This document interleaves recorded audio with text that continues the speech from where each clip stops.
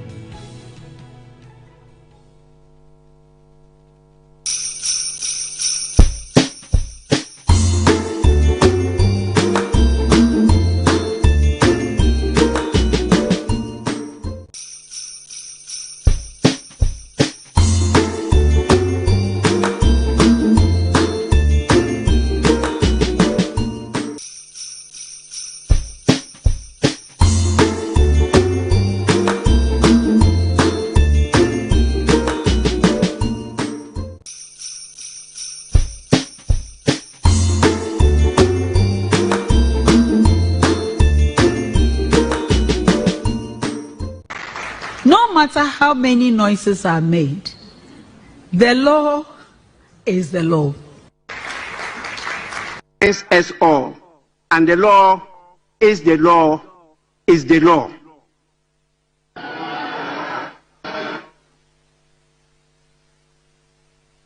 Those who said, and the law is the law, did not complete the sentence. The law is the law is the law. That is the sentence. Government is broke, government is broke. But people are spending billions to go inside the government that is broke. Have you ever seen a minister who resigned because government is broke before? Government has no money. Have you ever seen a governor who said, ladies and gentlemen, when I was elected, I thought the government had money. Now I discover government has no money, I resign. Have you ever seen it? Government has no money, but they are bringing money out at election time. Where is that money coming from? So they are lying. What is happening is that there are two types of wicked people in government. Type 1, they eat current money. Any money they find in government, they will eat it. They are wicked about that one. There is type 2. Type 2, they eat current money and future money. They will say, my term will end next year. When I leave, how will I eat money? Let me borrow money now and borrow money of the future and eat it now.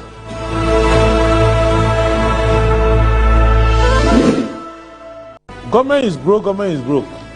But people are spending billions to go inside the government that is broke. Have you ever seen a minister who resigned because government is broke before? Government has no money. Have you ever seen a governor who said, ladies and gentlemen, when I was elected, I thought the government had money.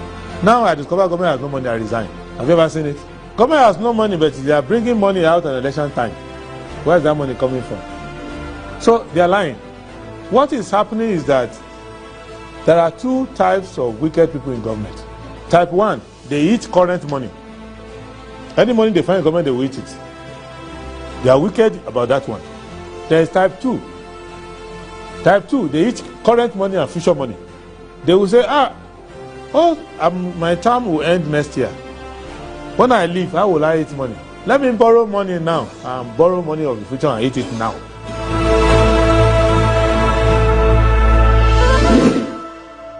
Government is broke.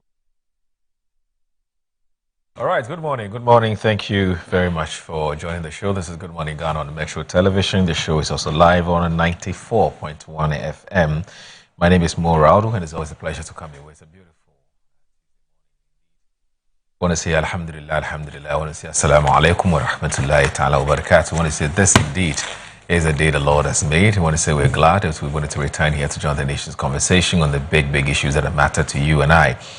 I also want to say big thanks to you, our loyal, cherished, and distinguished audience, for joining us every single day from Monday to Friday, because you like the quality of the moderation, I believe, you like the quality of the guest, and you like the quality of the topics that we raise on this platform. It's all about Ghana, Ghana, Ghana.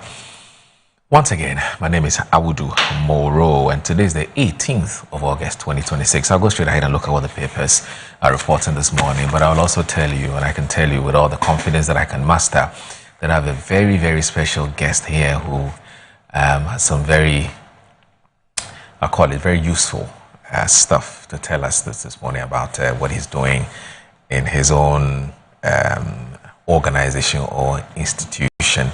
You don't want to miss out on that, so please don't go anywhere. Just tell a friend to tell a friend to tell a friend. The man himself is here. I'll tell you who the person. I'm using the word man because I just want to keep you in suspense, but I'll tell you who he is shortly. So yes, the Ghanaian Times this morning says that FDA flags chemical ripened plantains and probes a viral video from Medina Market. Now, capital market players kick against 400% SEC levy hike, and as incite violence face the law, Interior Minister warns. 14 arrested over suspected narcotic cultivation at Dalega. That's with today's Ghanaian Times. And then Daily Guide says that 2026-2027 purchasing season, anxiety grips young cocoa farmers. Bamia charges NPP executives to unite for victory 2028. The court holds Hedubuahi in ex-NAFCO boss trials over a Supreme Court suit. Spiritualist nabbed for attempted murder of girl 11. There's 2 killed, 7 injured in a Sinfosu crash.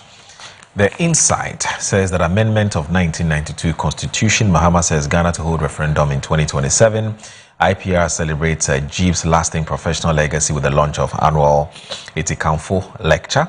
And there's a AES, countries rebuke Nigerian president after blaming Sahel states for insecurity. And then there's a Niharika Handa, makes history in Ghana's football leadership, takes charge at Ken Faisal.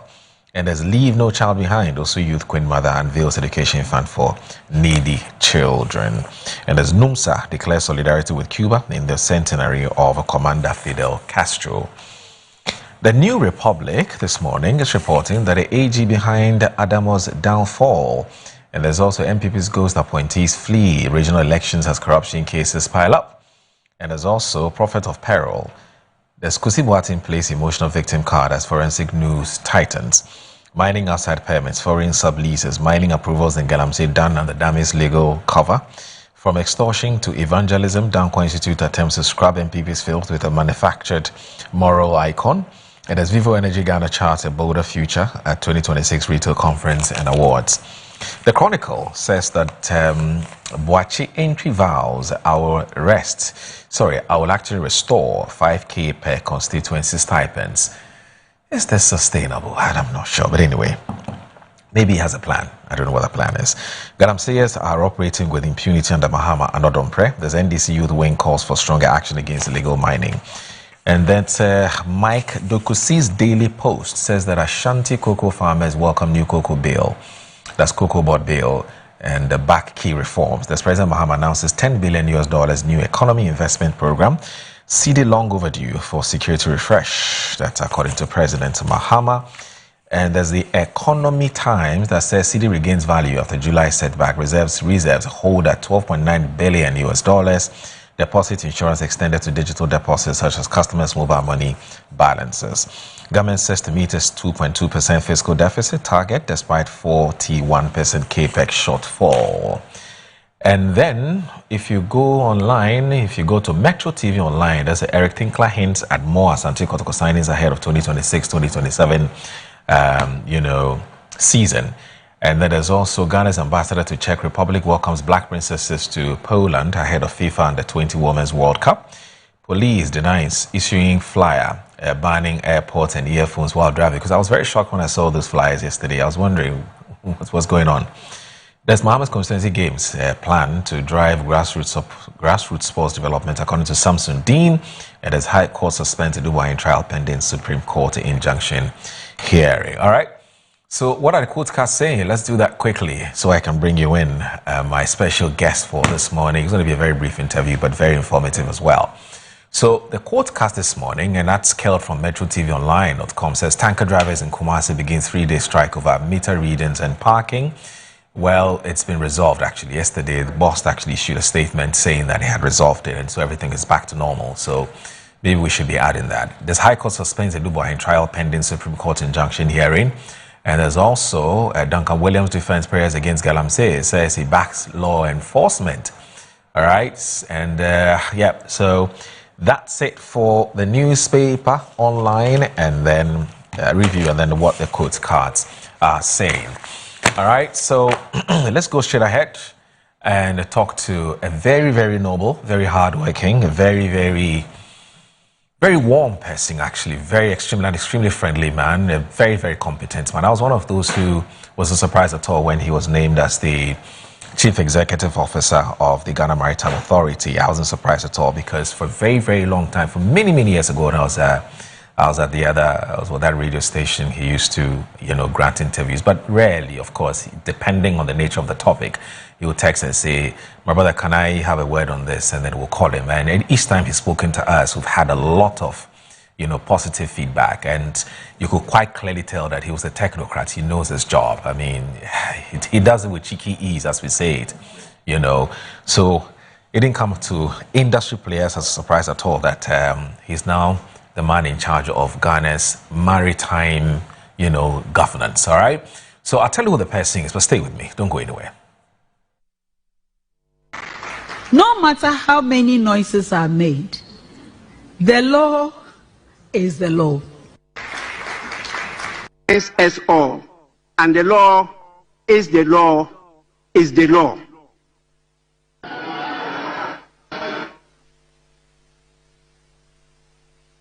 Those who said, and the law is the law, did not complete the sentence.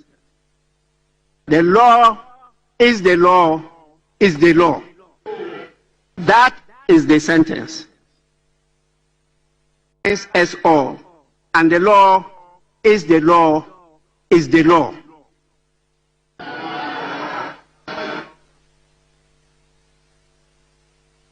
Those who said, and the law is the law, did not complete the sentence. The law is the law, is the law. That is the sentence. It's as all. And the law is the law, is the law.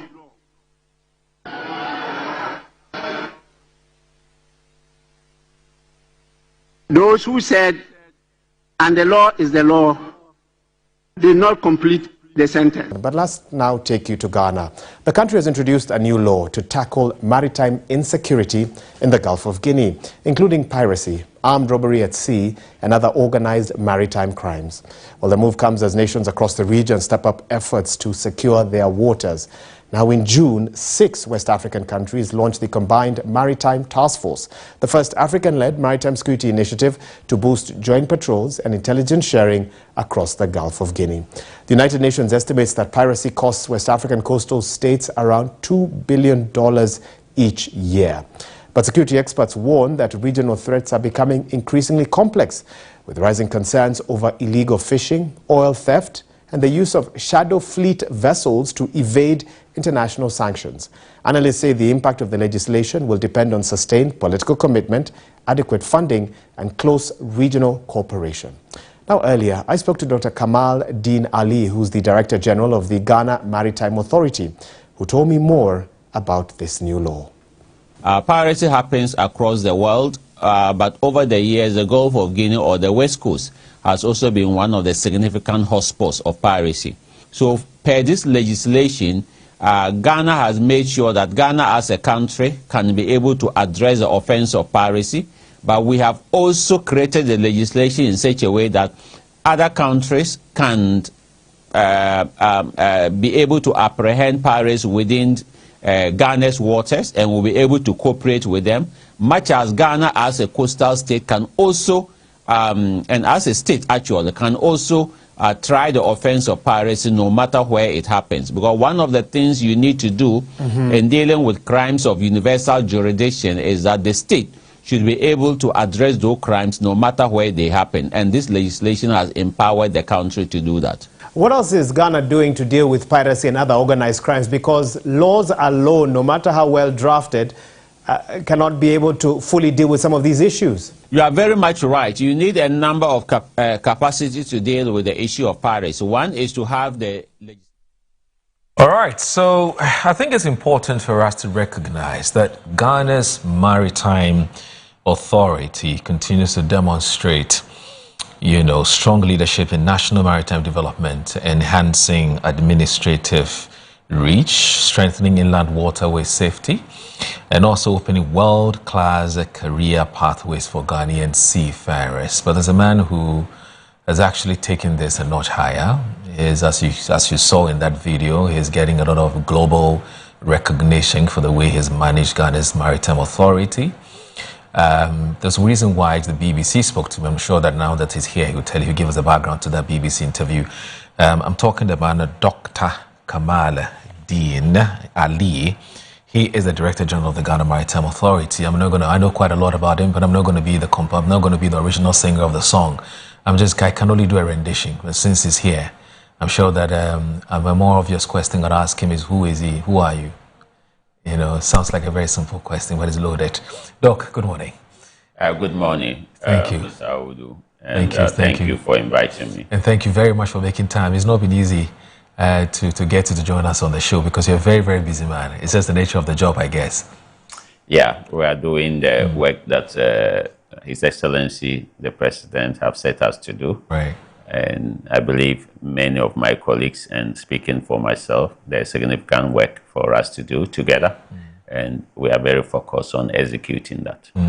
Typically, when it comes to interviews like this, we would want to know who you are, what does Ghana Maritime Authority do, etc., etc. But I'd rather want to do it in a different way. So before you came here, as a responsible media house, as media house, we had to do our own research to dig in and get to know a bit more about you. And then we came across that BBC, interview, and I want to know what actually is the background to that BBC interview that you had just recently, before we come back to basics as to who you are and so on and so forth. Okay. A couple of weeks ago, the Parliament of Ghana finally passed the Maritime and Related Offences Bill, and this is waiting presidential assent. This is something that has been on the conveyor belt or pipeline, if you want to call it, for a number of years. I've had the opportunity personally to work on it on the other side as an expert. And of course, but this is a sponsored legislation by the Ghana Maritime Authority and the Ministry of Transport. Finally, the excellent work that the Ghana Maritime Authority and the Ministry of Transport commenced, although close to about 4 years, finally resulted in the passage of the Maritime and Related Offences Law. And this will have a lot of global significance. Maritime legislations are meant just not for the country, but they are meant for the global community. So if we pass a law that has to do with road transport in Ghana, it will be of interest to everybody. It can be of interest, but not of significant interest to the global community. But any legislation that we pass that has to do with in the maritime sector, it's instantly of global significance, because we are not just governing the maritime space for Ghana, we are governing it for the global community as a whole. So definitely once BBC saw this particular legislation, they wanted to know more about it, and that led to the interview. In simple terms, this legislation tried to address a number of significant threats that can undermine our safety, security, and global community. And that is why we have even avoided, we're calling it piracy and something. We call it maritime and related offenses. So you have piracy, of course. You have hijacking. You have other offenses that might not even be related to a ship, but that is taking place within the maritime space. So all these are dealt with in this particular legislation. So it's a significant milestone that the country has met in terms of governance. Now, our Criminal Offences Act, provides for all, let me say, criminal conducts in Ghana. But over the years, wherever we find it to be, to have not adequately addressed a particular area, we try to then bring in another legislation to support that. And that is exactly what has happened. So strictly speaking, before this act came into operation, we have what I call a legal deficit. And that is a significant one, of course. If you remember back then, when we had the MT Mariam incidents, where the Ghana Navy, in a very good operation, interdicted pirates on board MT Mariam and arrested them, if you remember, the 8 pirates, right, and brought them on land. Right. Although this was something major that the Ghana Navy has done, where one of the things that stands globally, there are only few times that at sea, navies or coast guards or law enforcement officers are able to board a ship and be able to extract pirates and interdict them. That doesn't happen very often. So this was a significant achievement for this country by the Ghana Navy. But even then, we struggled to prosecute them because we didn't have the requisite legislation to do that. So now we are in a position to do that once the president assents to the Maritime and Related Offences Bill, in which we think that there shouldn't be any reason not to do that as soon as possible. In order not for us to confuse our viewers and our audience, especially those who've not been following development in that space, and so the maritime space, I think it's important that we set the conversation in its proper context, which is, when we say the Ghana Maritime Authority, who are you and what do you do? Okay, the Ghana Maritime Authority, established by law under Act of Parliament 630, is established to do a number of important things for this country. We wouldn't be able to go through all of them. But just think about it, that I want to simplify it, that we need governance on land. So if we need governance on land, we need governance at sea. So in other words, we set up a whole number of institutions, a whole number of laws, a whole number of policies to deal with governance on land. So the Ghana Maritime Authority principally is meant to spearhead governance at sea. So governance at sea will mean that when it comes to law enforcement, especially with regard to safety, we have a major role there. It has to do with vessels, it has to do with the FPSO, the oil activities that is taking place, it has to do with the pipelines, it has to do with the way vessels, conduct themselves when they are at sea. All these things are dealt by us.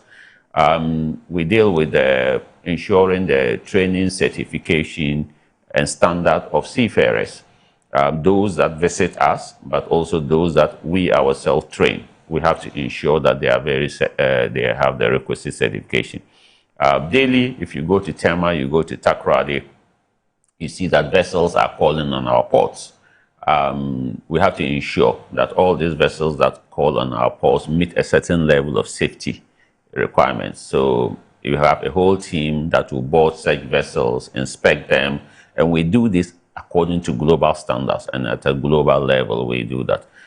We also play a significant role in advising government on maritime policy, and maritime development. The maritime industry is the most global, but also the most biggest industry globally. So as a country, we need to position ourselves every time to be able to take the benefits of the maritime industry. So through our ministry, we provide the technical input to our minister, the Minister of Transport, who himself is very passionate about this industry and have helped, push the maritime sector significantly ahead since his assumption of office. Kudos to the good work by the minister. So we provide that policy input in doing that, so the government is well aligned.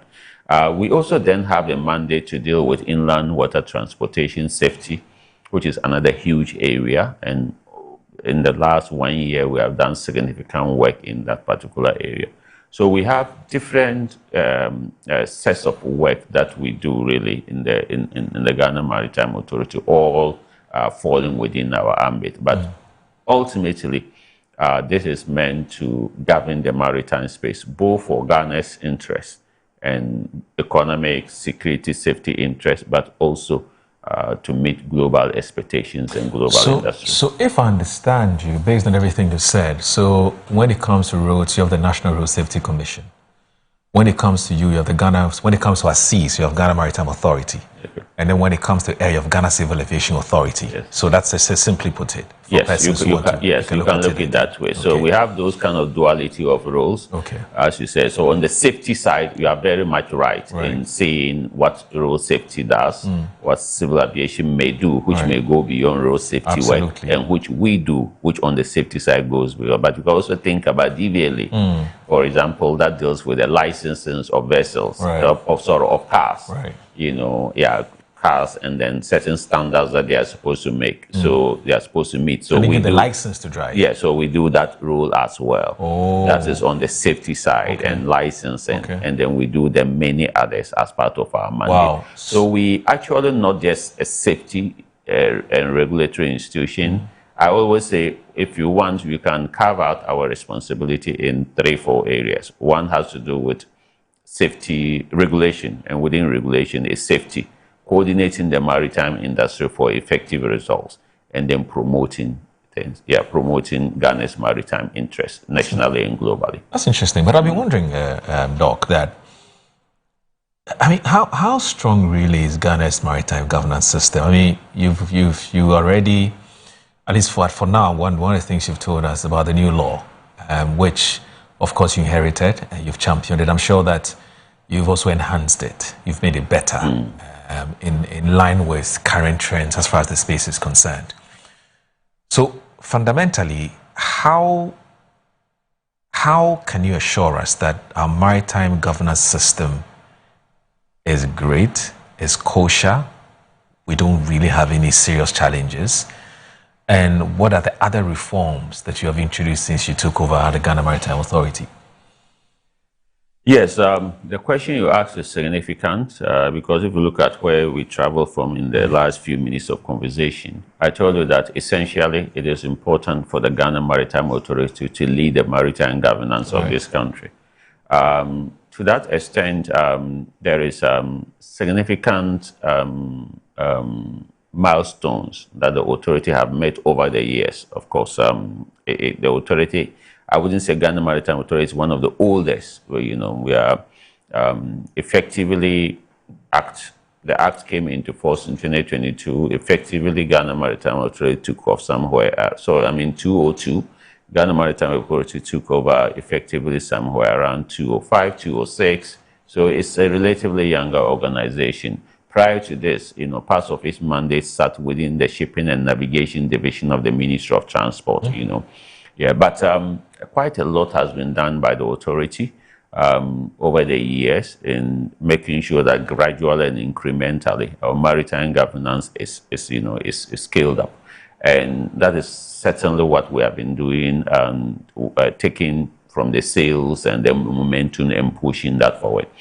There's always going to be a certain level of deficit, you know, in one way or the other, just like we continue to have some issues on land, despite all our attention, our resources, and everything. So it is not a perfect situation, but what we have been doing and what we are doing is to incrementally build the maritime governance. And I think that is well appreciated nationally, but also well appreciated globally. We are globally respected for the work that we are doing and building the maritime industry. Last year, for example, what we call the Abuja region, the Abuja MOU region. The Abuja MOU region spans all the way from Cape Verde to Angola. We won the best safety country in terms of ships and vessels that come into, especially not even just in terms of quantum, but we were especially recognized for the quality of the work that we do. So these are snippets of indication of the good work that we do at the authority. But as I said, there is still quite some work to do, and we are mindful of that and focus on gradually increasing our governance strength. Now, it's quite typical of you that when you are giving, and I'm saying typical of him because I'm sorry, forgive my bias because I've known this man for a very long time. He's a doer, he talks less and does more. And it's typical of you that when you're given any assignment or any project to work on, you always want to add incrementally. You always want to push till you get to where you want to get to. You've talked about how, in terms of the maritime governance, you know, as you call it, safety and security, and the reforms that, you know, have been ongoing, some of which you've actually added, and this work in progress. What would you say have been some of the biggest challenges that you faced in trying to scale up, you know, all of these things that you've started, especially when it comes to our maritime security governance? What have been some of the biggest challenges that you faced? Yeah. And how do you intend to address them or to deal with them or to overcome them?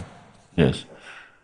I think the biggest challenge, and I wouldn't call it challenge in the negative sense, that every DG will face, and which as we, you know, and since I took office, we've been, as we make our governance stronger face, is what I call interagency coordination.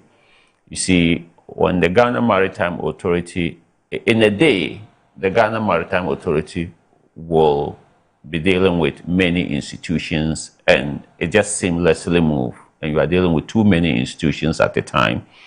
And that is because we are into the governance of the maritime space. You could get up in a day and you are dealing with your colleague at Shippers Authority in order to get something done. You are dealing with your colleague at the Ghana Ports and Harbour Authorities, because these are major maritime stakeholders. Two of these, my colleagues, are major maritime stakeholders. You probably are dealing with Narcotics Control Commission over something else. You are dealing with something with the Ghana Navy. You are dealing with something with the Marine Police. You are dealing with something with the Fisheries Commission. So we have many, many stakeholders, and that is why even when you look at the board of the authority, it is structured in such a way that all these major stakeholders are present. We have a very institutional board, and all of these are present. So that institutional coordination is something that it's not challenging in the negative sense, but it's something that you need to constantly have on your radar. And we all know that if you get up today and you are just dealing with your staff members and dealing with your ministry, it's something that may be easy.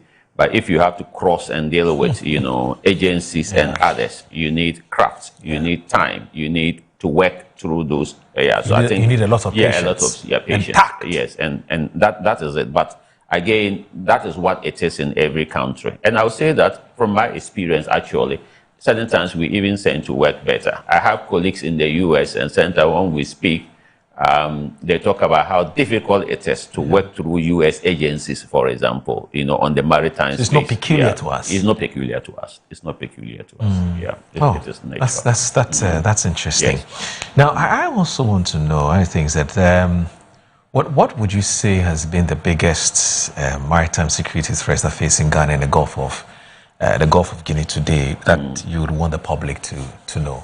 Yeah.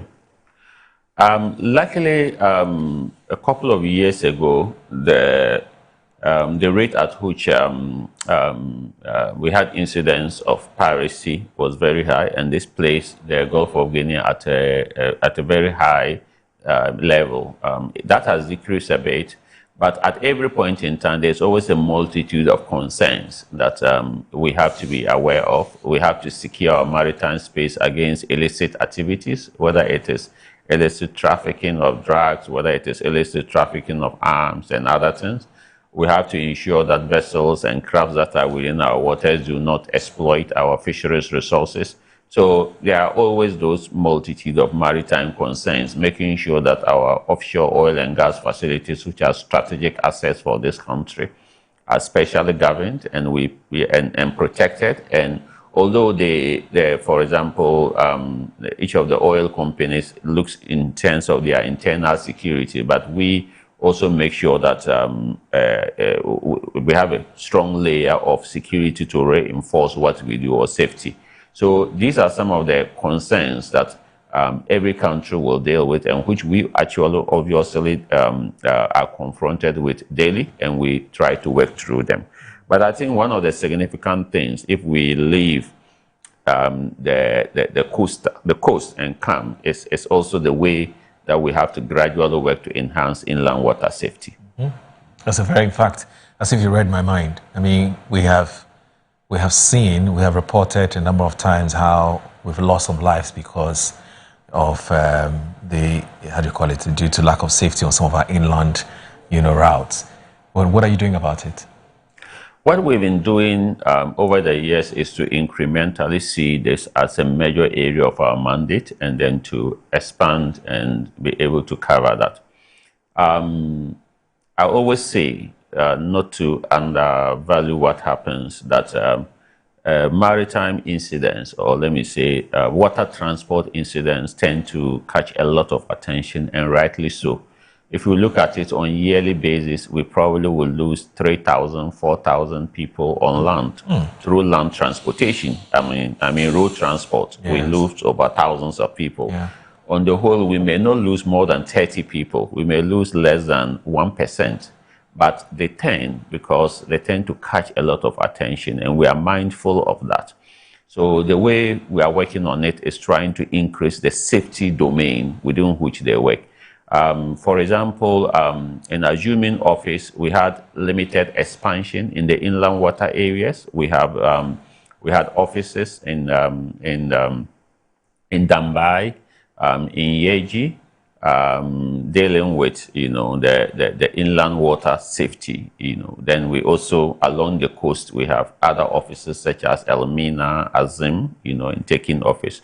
What we have since done is to build on this and to do that in a very rapid way. We currently have established safety and regulatory, if you want, head office in Akosombo.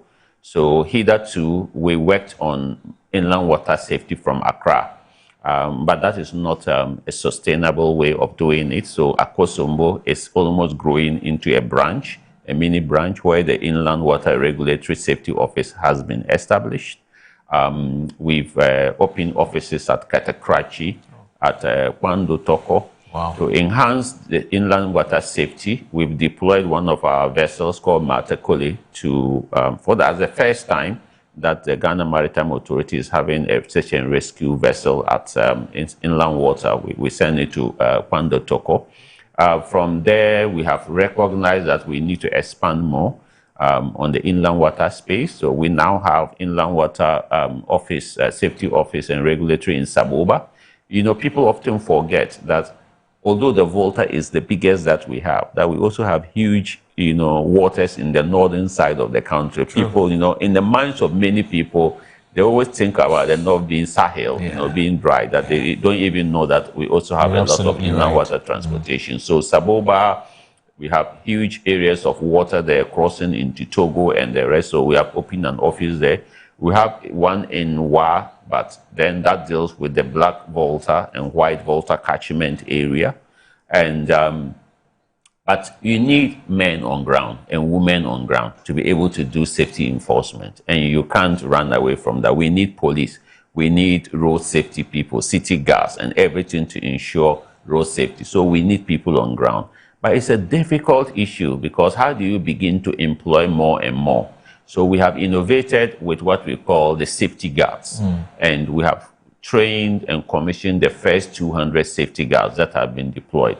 And 70% to 80% of them for inland water safety, a couple of them for coastal water safety. And this is a very significant achievement for the Ghana Maritime Authority and for the country, and something that we intend to build on more. Wow, you've been very busy. You've been very busy. Yeah, we have been very busy, and kudos to all the hard-working staff of the Ghana Maritime Authority, from management to, if I'll call the lower staff in the hierarchy, and the commitment to which they give to this task, but also importantly, the Ministry of Transport and the government for buying into and supporting this particular noble objective. Doc, my penultimate question to you, I started by saying that ideally I should be asking who are you, and you can give us a bit of a, how do you call it, you can call it, so how we say about you, so you can tell us about yourself. Yes. But what is not in doubt is that you've been with the Ghana Forces for many years. Yes. The Navy side of the Ghana Forces, and that's for more than 20 years, I believe. How much what kind of lessons would you say, or how has that experience being in the Navy helped you in this current role that you find yourself? How has that impacted you in this role that you find yourself in?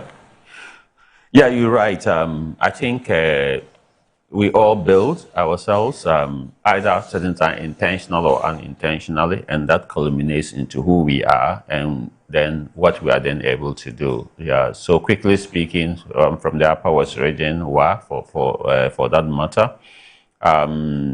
my first background is law. So I did law and called to the bar. So something close to 27, 28 years at the bar.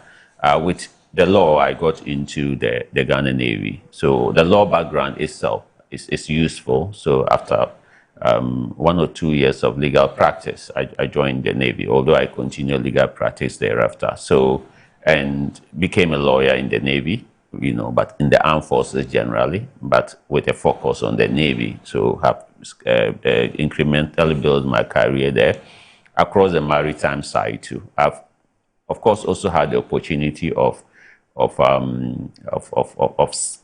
serving beyond Ghana when it comes to maritime industry. And in a modest way, you can say, became a global expert in the area. We've helped shaped being in the forefront of some of the major maritime governance developments and achievements in West Africa, but also in the continent.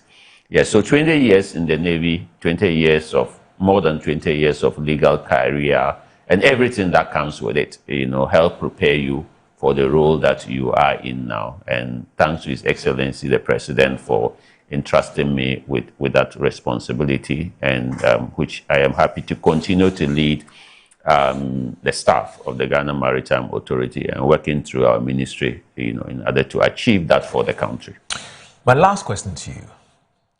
What's your vision? Of course, your vision must align with the President's vision. But maybe what I need to rather ask you is, what legacy do you want to leave for the Ghana Maritime? What do you want to be remembered for? And when you finally decide to, when your time is up, let me put it that way. Yes. No, to build on whatever my colleagues have done over the years. I'm the fourth Director General of the Ghana Maritime Authority, so some of my staff call me DG4. Don't mind those who call me DG 24 hours. So that one, those ones, So where from that name? Yes, DG 24 hours. They said I can wake up and send work to people at midnight, in the dawn, and in the morning, so they don't know when I sleep. Yeah, but to build on whatever it is, one of the things I want to do is and which the board of the Ghana Maritime Authority has been working also on strongly with me and management, is to position the staff in such a way that we become more productive. We cannot be a simple, let me say, regular staff. We are somewhere situated between public sector and private sector. So we will have to increase our momentum, our orientation, to make sure that all the staff, and I'm making staff and staff because people drive change, have the requisite training, the requisite motivation to be focused on the agenda we want to achieve. When that happens, it is easier to do that. To reposition Ghana as a respected, but also one of the global choice when it comes to seafarers. It is one of the greatest capital that we have as a country. The Ghana seafarers are highly respected, globally competitive. But it was very good. Along the line, we slumped, and quite a number of other states, even in Africa, started undertaking that. So since we came, the momentum has been very high. So repositioning Ghana as a strong seafaring country, and generally, as we said, increasing the governance seascape rather than landscape. I use seascape here of Ghana, making sure that it becomes more better. Other things would normally follow naturally. Absolutely. Whether they are physical structures, expanding and things. But I think these intangibles, which somebody might not know and might not see, are some of the way you want to focus, because it will definitely complement the tangibles that you will achieve, which people are able to see. Whilst I was getting some messages from some staff of Ghana Maritime Authority, and if I'm gonna put all of the feedback that I'm getting from those who are sending messages, I get the impression that you've been a blessing to the Ghana Maritime Authority. They tell me that you have an open door policy. You lead. You're not just managing the place, but you're leading. You're thoughtful, and you care, basically. It's not just about the work, it's also about the human resource. Because just like every other good leader does, recognize the importance and the relevance to the human resource. You want to make sure that people attain their highest, aspirations and dreams and so on. And so they're happy to have you around, and which is some good feedback that I want to personally share with you. So, thank you. Dr. Kamaluddin Ali is the Director General of the Ghana Maritime Authority and the Vice President also of the International Seabed Authority Assembly. That's Seabed Authority, that's IASA Assembly, elected during the 30th session in Kingston, Jamaica. He has an extensive background in ocean governance, defense, security, international law, and international relations, and he talked about that earlier. He served 20 years in the Ghana Armed Forces, including as Director of Legal Affairs for the Navy and Director of Research at the Ghana Armed Forces Command and Staff College. Previously, he was also the Executive Director of the Center for Maritime Law and Security in Africa. In fact, since 2004, he has advised governments, regional bodies, and global organizations on ocean governance and maritime authority and maritime security. So, yep, he's also an author. Some of you may not know this. The co-author for the UN High Panel in Sustainable Oceans Economy 2019, contributed to UNECA's Blue Economy Handbook 2016, and also helped to shape the Gulf of Guinea Maritime Security Framework 2011. He has consulted for the UNDP, UNODC, EU, AFDB, ECOWAS, US State Department, and others leading key strategies for Nigeria and Ghana. So he's a big man, very, very well accomplished man. Sometimes I wonder why, I think he's too big for that position. That's just my opinion. But if I may say one thing, rather than talk, I wouldn't talk a bit about the ISA work in Kingston, but I had the opportunity of being part of the president's visit to Jamaica recently. Okay. And what an impressive thing it was. Certain times you are so humble when you are very close to the president.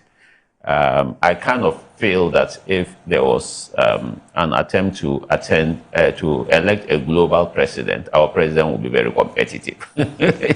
It's very humbling unless you are not close to the president and you see the degree of influence and respect. So the Jamaica tour visited by the president was one that the 2 days wasn't enough. How they wanted the president and the foreign minister and everybody to stay. So excellent work by the foreign minister, by the president and everything. You can't praise the president, but you feel proud when you, whilst you are doing your work, you are doing it under such great leadership. Wow. So breaking news, Dr. Kamal Dean Ali is of the opinion that the president, Excellency John Dramani Mahama, should actually be global president, president of the world. Doc, thank you. Thank you so very much for joining us. It's been really wonderful. It's been exciting and it's been an interesting, about 35, 40 minutes. And I want to say a big thanks for joining us. We just passed through to have this quick breakfast with us. It's not been easy to have you join us because of your busy schedule. But yes, love for Ghana. A love for party work, love for government, love for everybody, and that's why you're here. Thank you so very much for your time. Thank you very much, and thanks to all your listeners. Sure, and I say assalamu alaikum to you, Doc. Wa alaikum salam wa rahmatullahi wa barakatuh. All right then. So we have another quick one with another special group of people. I'll tell you who they are shortly. Please don't go anywhere.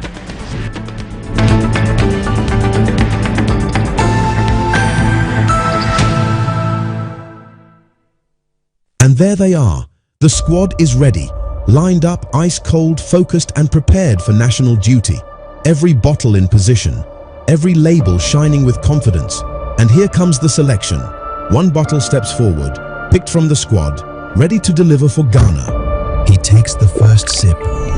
Oh yes, refreshingly hydrating.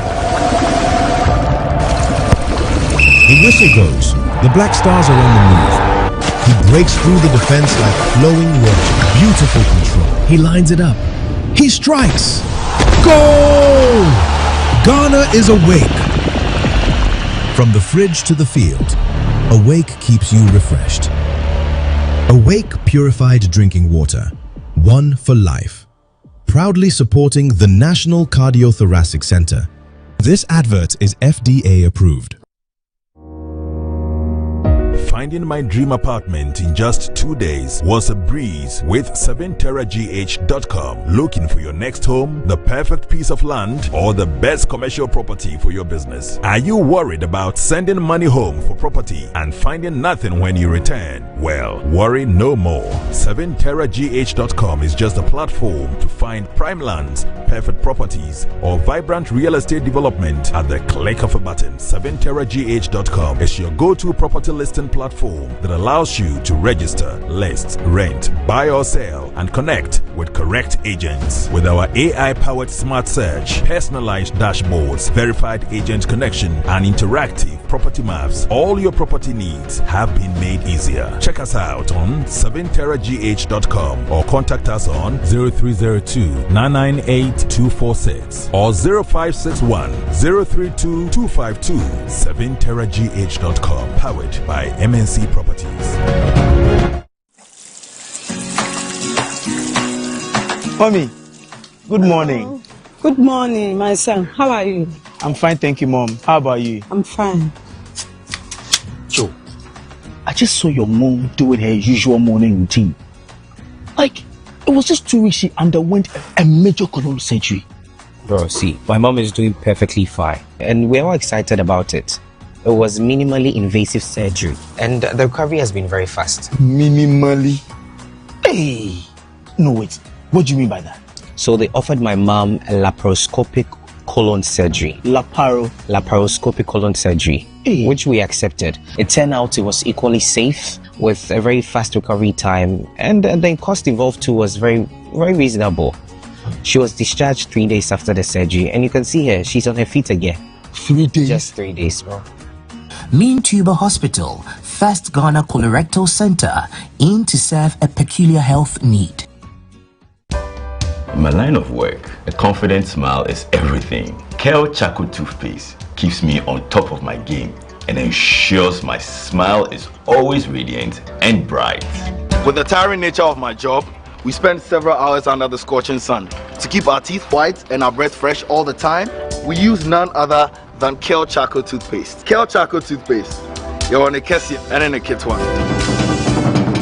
Samayo Kendini, who be here, Semetra Sapapadia to a mammy manful. Kel Charcoal's natural ingredients, and a bomb is so buying, and maniswing, Nesansu Mama Hotoso, a will beg you. Kel Charcoal Toothpaste. Choose Kel Charcoal Toothpaste for anti-cavity, whiter teeth, and fresher breath all day. Available in 80-gram and 150-gram. Grab yours today. Kel, happy smile. This advert is FDA approved.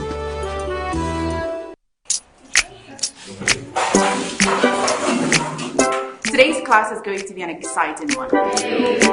Now, who can share an unforgettable moment in their life? Okay, Asempa. I'd like to talk about my first time. It was her natural look, complemented by her favorite green silky apparel that caught my attention. I have to say, she automatically possessed me with her smile, which exposed her beautiful white teeth.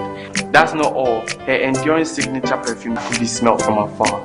Madam, why do you look so surprised? My first time with her was special and irresistible. I'm talking about Cindy Rice. Cindy Rice can be found in selected supermarkets nationwide. Cindy Rice, sweet aroma, great taste. This advert is FDA approved.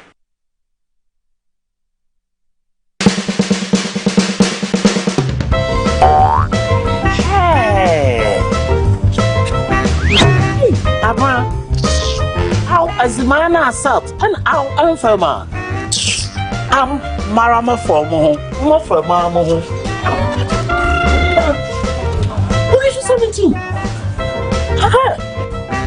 Oh, in your head.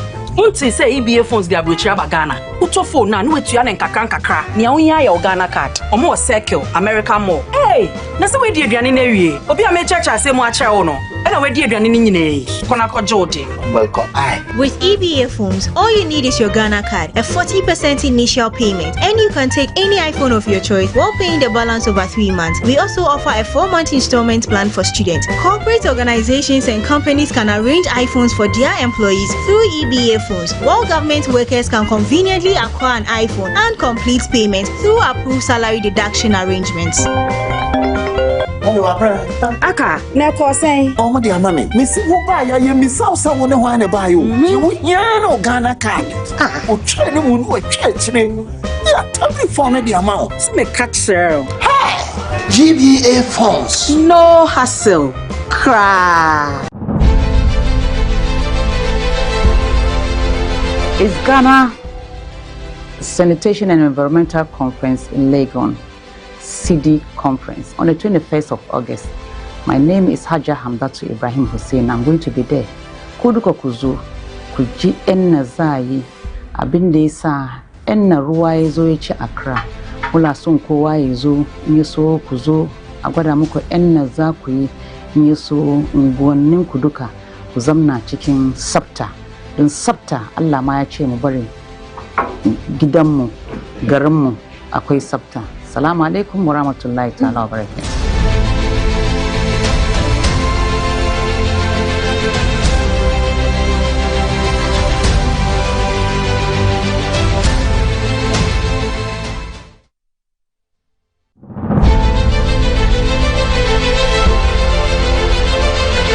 Metro TV, Original TV, Original FM and Metro Digital under the auspices of the Office of the Chief of Staff proudly present the Clean Conference 2026. Theme: Assessing Ghana's progress towards UN SDGs Agenda 2030. SDG 6, Clean Water and Sanitation. SDG 7, Clean Energy. And SDG 12, Responsible Consumption and Production. Friday, 21st August 2026, 9 a.m. at the City Conference Hall, University of Ghana, Legon, Accra. With just 4 years to achieve the UN SDGs 2030, how far has Ghana come? The answers begin with one national conversation, the Metro and Original Sanitation Conference, with the Chief of Staff, Honorable Julius Debra. In attendance will be the Gamanche, His Royal Majesty King Takiteko True II.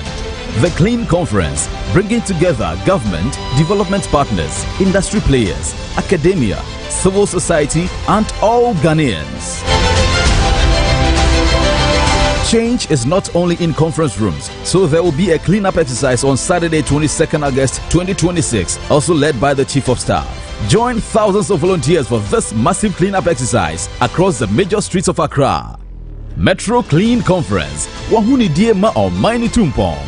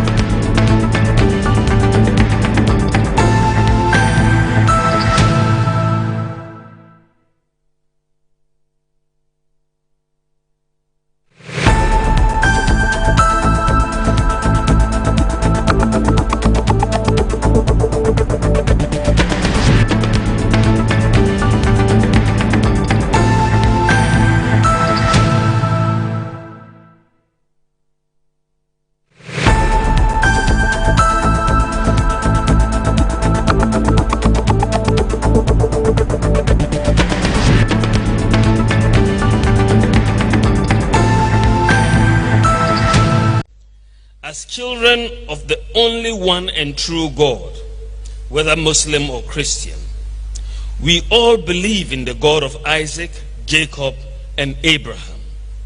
We all believe in the virgin birth of Jesus Christ. The Virgin Mary is so revered in the Quran that she is the only woman in the entire Quran who is mentioned by name.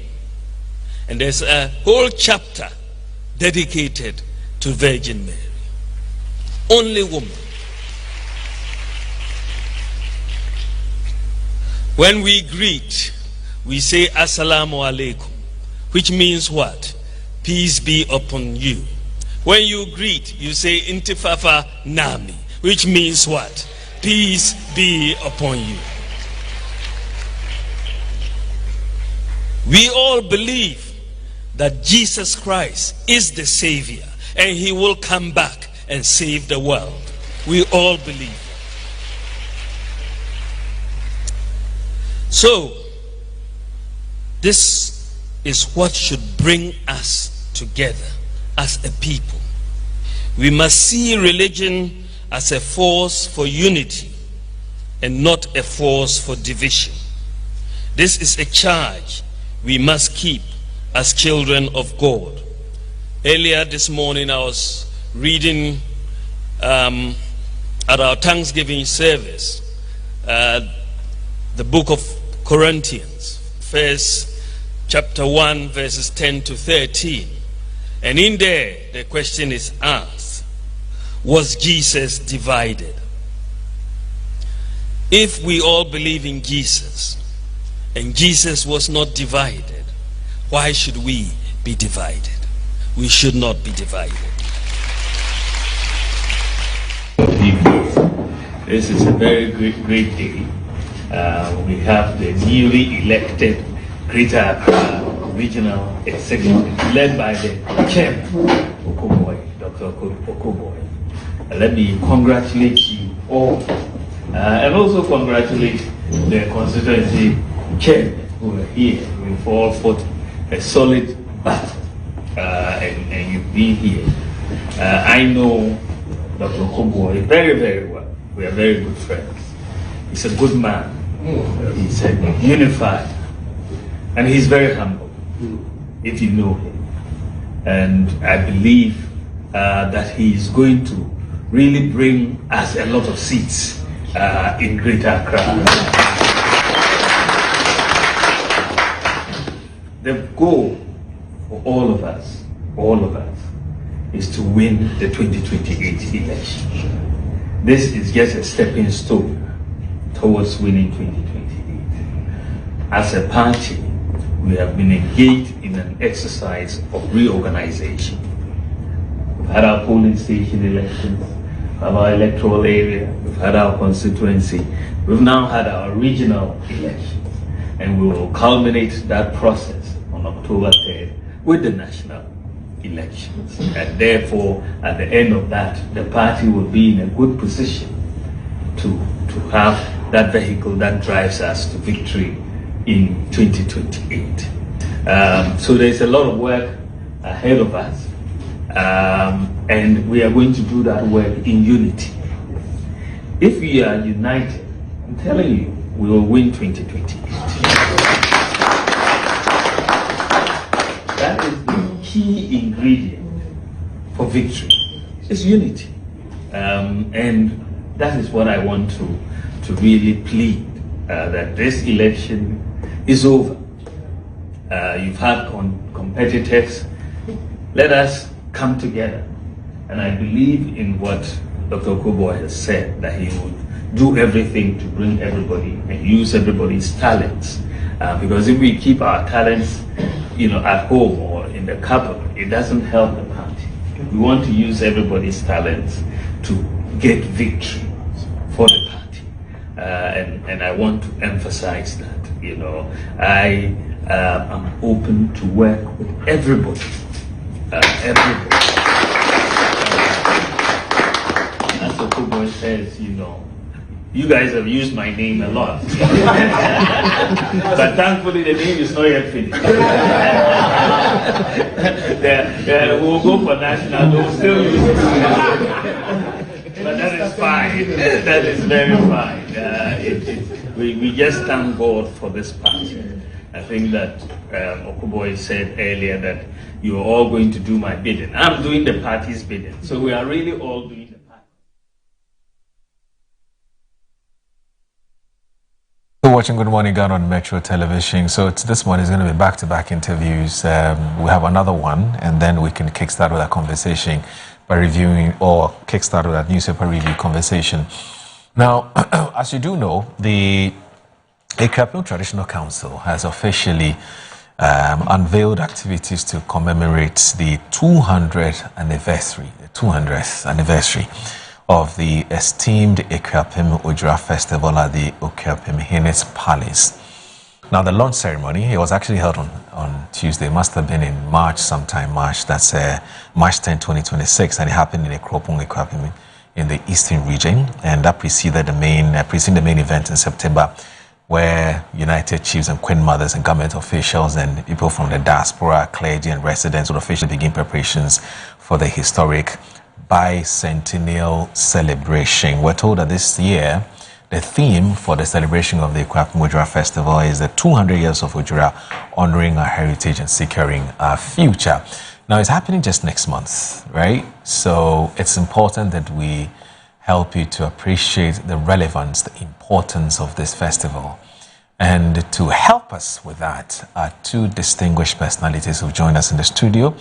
Nanaya Ampemdakoa the first. She's the Nkabom Hene, Nkabom of the Kwapem traditional area.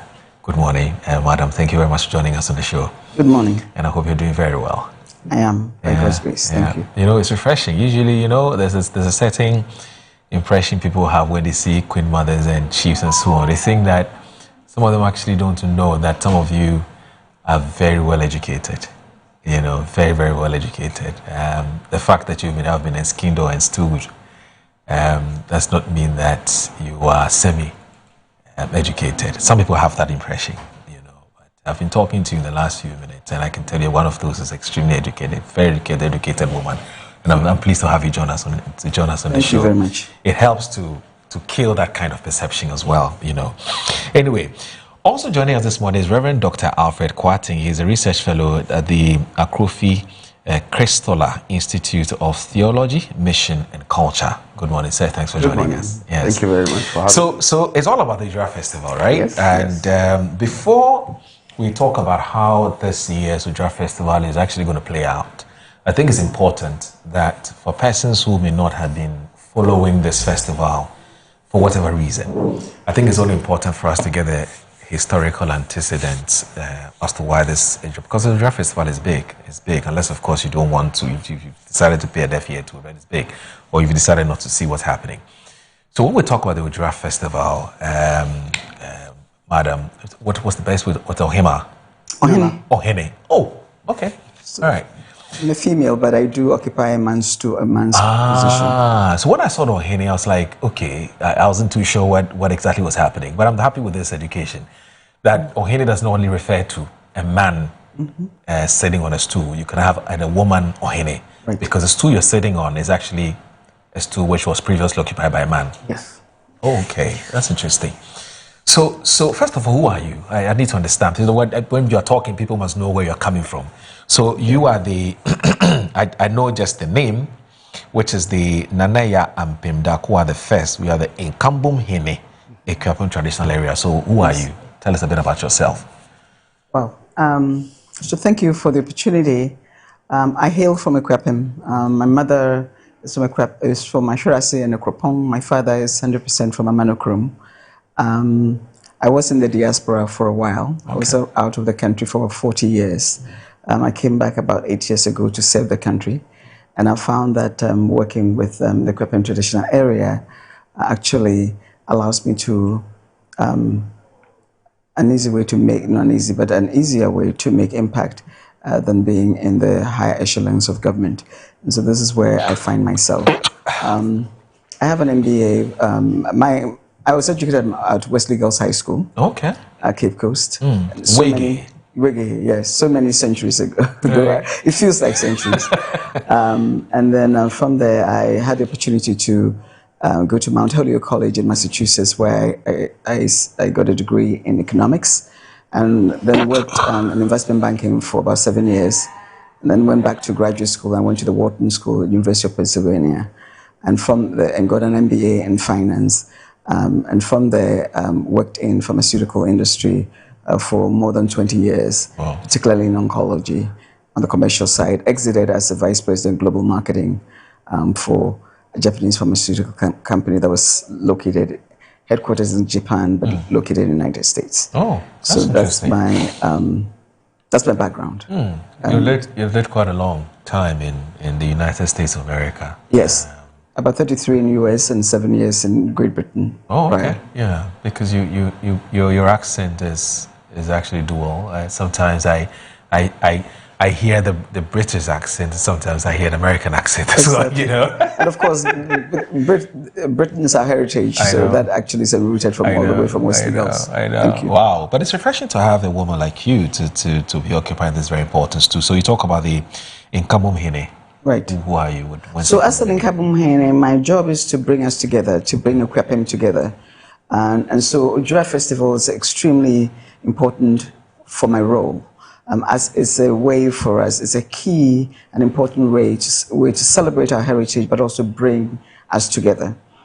As Doc will talk about, Reverend Doctor will talk about the genesis of Ojura, you would see that it was through a united effort, not only by the Kwapim, but also with other communities, that we secured certain paraphernalia that allows us to celebrate Ojura Festival.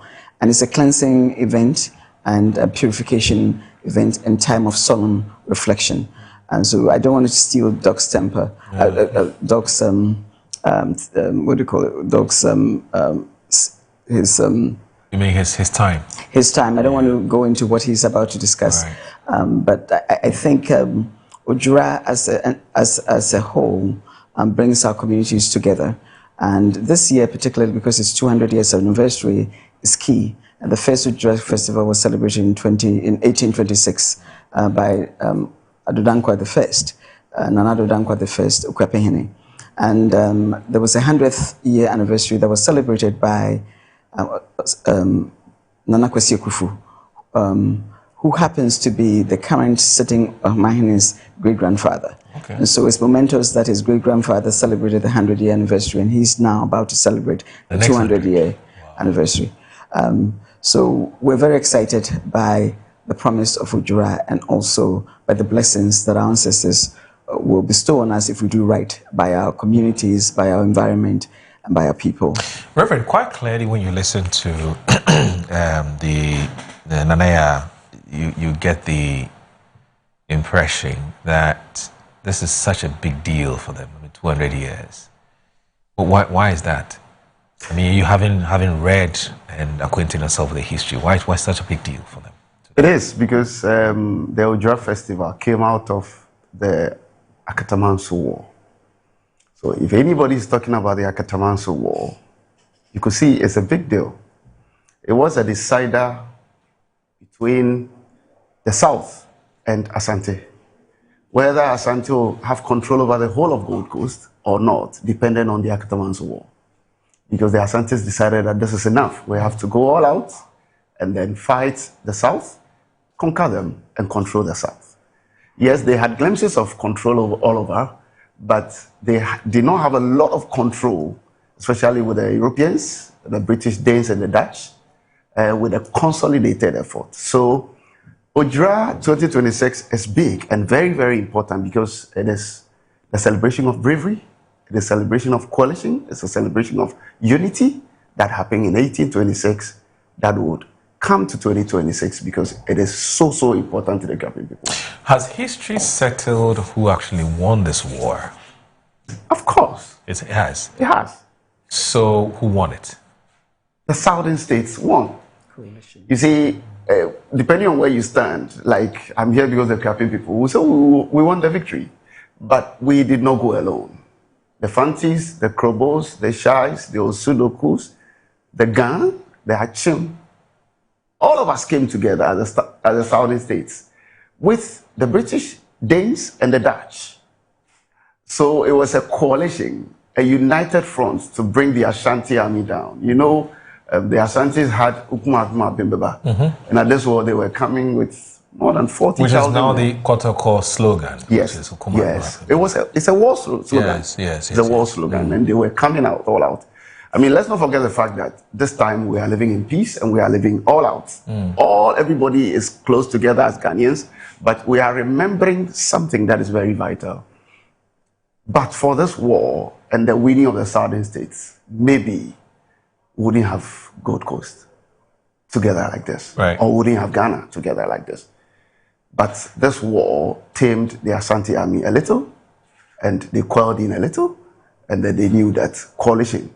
Together, we can do a lot than being divided as a country.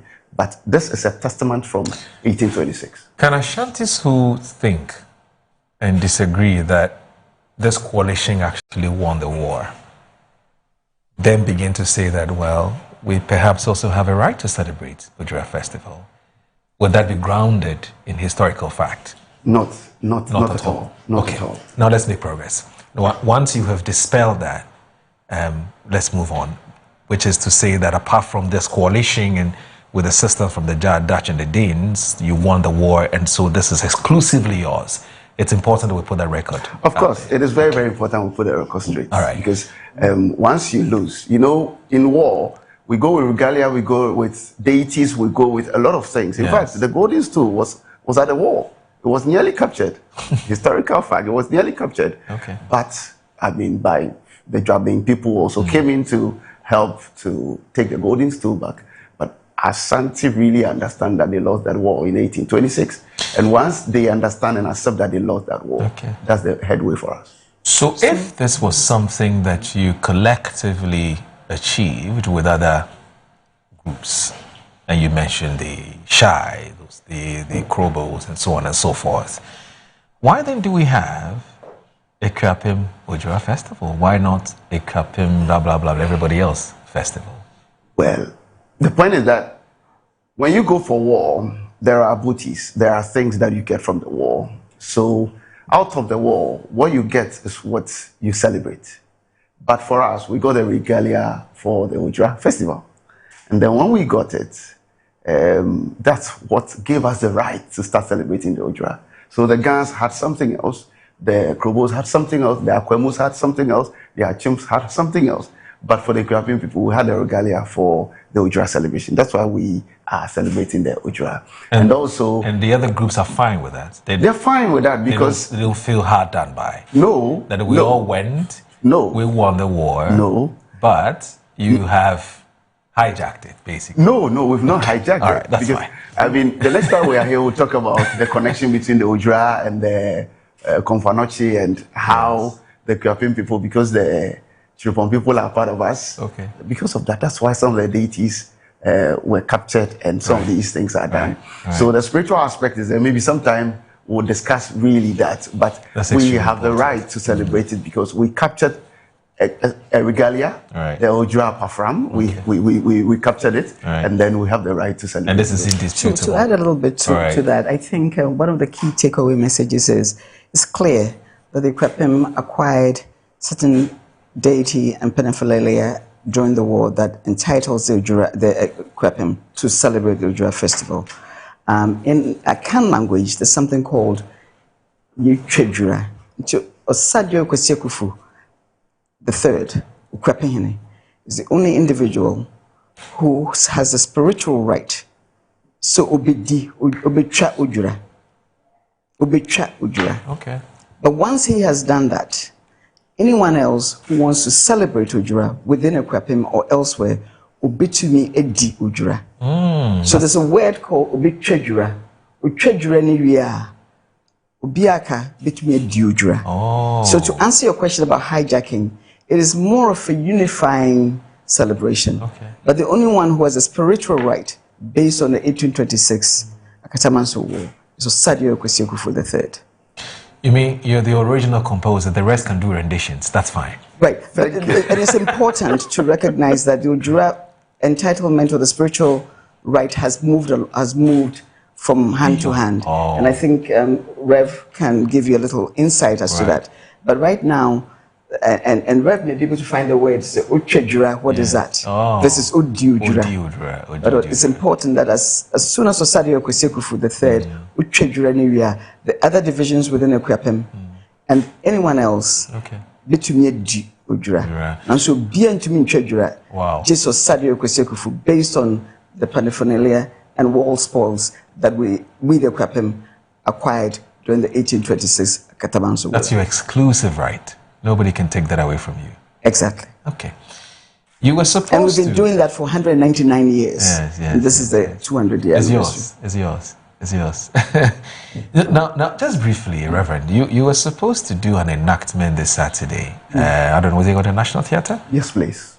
To sort of, those of us who, of course, were not there, we didn't see, we didn't witness it, but to sort of have a mental picture of what actually happened.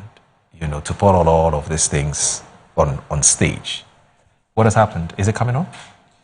It is not coming on Saturday. Why? What happened? We had to... I can answer. Nana can answer that. I can pick it up. So essentially what has happened is that we've had divisional enactments. And the importance of those enactments, as we're speaking, was to really highlight the role of each of the divisions in the Katamanso War and some of the war spoils that they had. So the impact is to really show the importance of each of the divisions And so the ultimate one, which was going to be a total Kwapem Ujura enactment, is what has been postponed.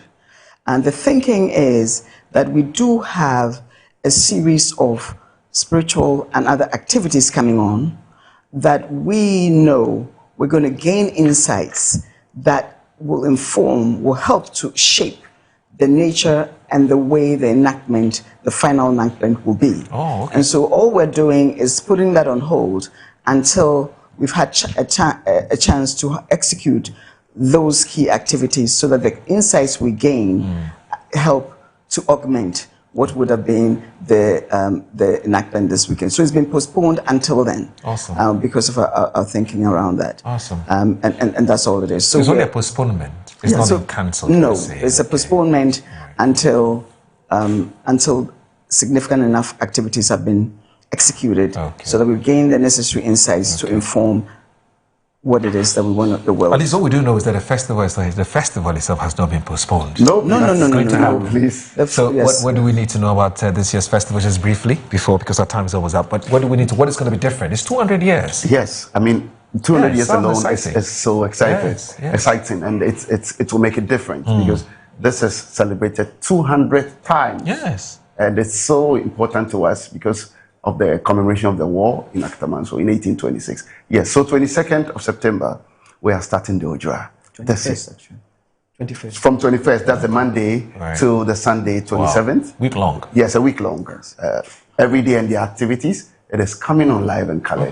And it will inform a lot of things that we do. And I think the highlight of the event will be the Friday where there's a grand derby, where you'll see the kings and queens in their palanquins and being on display. We're particularly very excited about it. But before and during that, there'll be a number of activities such as front of from competition. There'll be cooking competition. Front of from is the traditional dance. The cooking competition will encapsulate past and old recipes as well as new ones. We also will have a tree planting activity across all 5 divisions. There'll be a football tournament, a divisional football, interdivisional football tournament that will also be going on. We would have we'll be having musical concerts, and all of these activities are free to everybody who comes. We'll have a health screening as well as a boxing night. And everything will be culminating in the Thanksgiving service on Sunday, the 27th. And it will be an interdenominational service that is offered and open to everybody who wants to come. And we're just a few minutes up from Accra. Just come up the hill and enjoy yourself. And come for wonderful weather. How much global attention does Ojura attract? So we have interactions with people in the diaspora. So there are quite a few of them that will be participating. Also, based on the genesis of Ojura, we're also inviting the Danes, the British, and other folks. Very important. Right. So from an international perspective, those who were involved in the Akatamantso War, but from a local perspective, everybody. I mean, the Ashantis, the Gans, everybody in the coalition, and the Ashantis are all invited. And we invite everybody every year. And we obviously invite the sitting government and its president, the vice president, the president as well. So everybody, everybody is invited to come up for good weather and good food. Does the Kwapem Ojura Festival have a slogan? So when you mention Ojura Festival, is there any slogan that comes with it? Our slogan alters a little bit every year. So to your point, and the theme really becomes a slogan, which is securing our future. Honoring our heritage. Honoring our heritage. All right.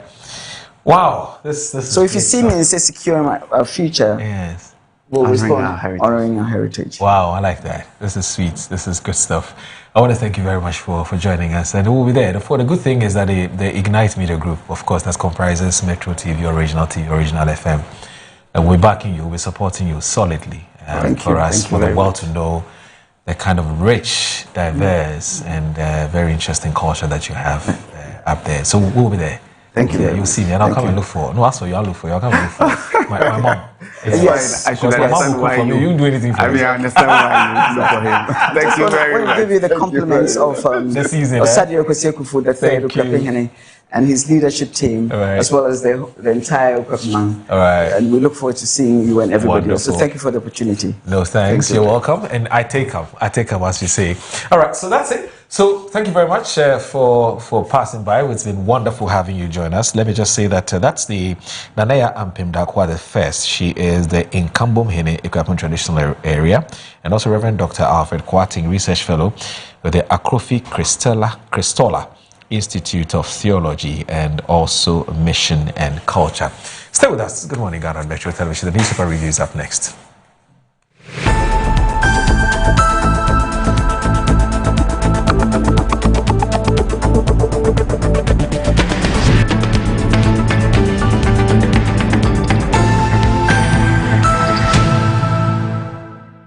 And there they are. The squad is ready, lined up, ice cold, focused and prepared for national duty. Every bottle in position, every label shining with confidence. And here comes the selection. One bottle steps forward, picked from the squad, ready to deliver for Ghana. He takes the first sip. Oh yes, refreshingly hydrating. The whistle goes. The Black Stars are on the move. He breaks through the defense like flowing water. Beautiful control. He lines it up. He strikes. Goal! Ghana is awake. From the fridge to the field, Awake keeps you refreshed. Awake purified drinking water. One for life. Proudly supporting the National Cardiothoracic Center. This advert is FDA approved.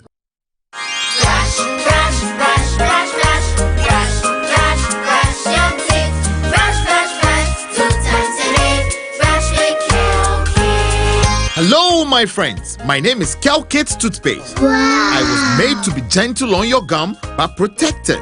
I will protect your teeth from cavity, make your teeth whiter, stronger, keep your mouth fresh all day. And best of all, I'm strawberry flavored. So put on a smile and try me. That's amazing. Just try me. That's my job. If you say so, jump on my brush. Makes your teeth stronger, chicky whiter, chicky stronger. Yay! You did it! I'm glad you like your new toothpaste. Don't forget to brush both day and night. Kelkits, happy smile.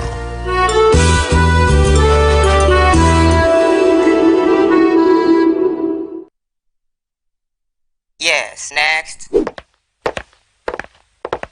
Hey, Nadia Benson, Asamo.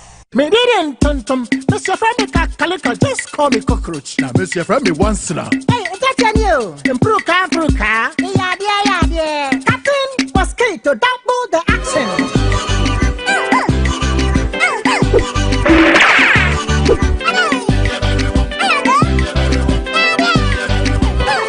Me did this sasso spray. Mr. Friendly sasso quell. Yeah, go to my sasso.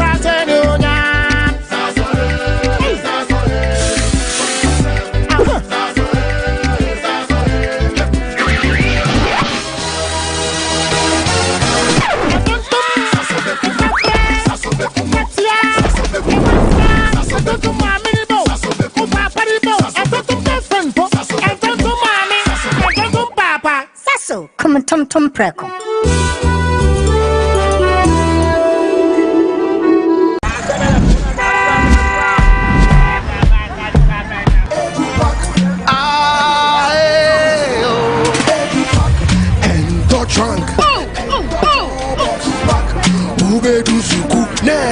This is the old way. Let me show you a new and a better way. EduPack. EduPack? Yes, EduPack. A GS-approved and supported initiative for all first-year students going to SHS by Prospectus Ghana Limited. Now you don't need to go to the market. All your trunks, mattresses, pillows, including plastic chalkboards, are all waiting for your child at the school. Note, all our wooden chalkboards are being changed to plastic ones to avoid bedbugs. You can also register by dialing *713*821# following the prompts, or you can visit www.edupackgh.com and tap register. You can also register at any ADB branch near you at a very affordable price. EduPack, approved and supported by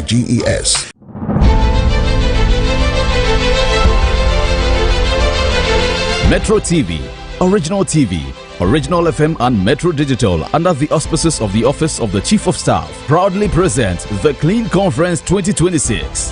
Theme: assessing Ghana's progress towards UN SDGs Agenda 2030. SDG 6, clean water and sanitation. SDG 7, clean energy. And SDG 12, responsible consumption and production. Friday, 21st August 2026, 9 a.m. at the City Conference Hall, University of Ghana, Legon, Accra.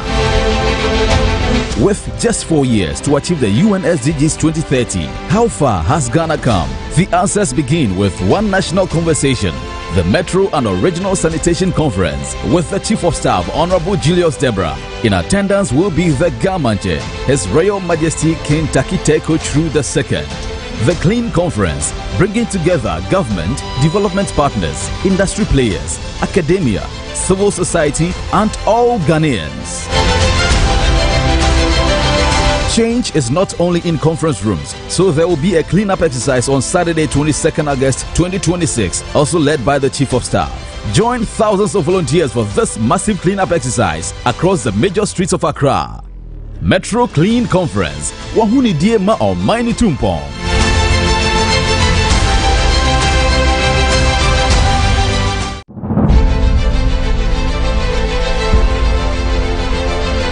In Yola, Victoria Naima Abdullahi, the Ghana Sanitation and Environment Conference is happening live at the CD Conference, University of Ghana, on the 21st of August, 2026. I'll be there. Join me. Let's make an impact on everybody.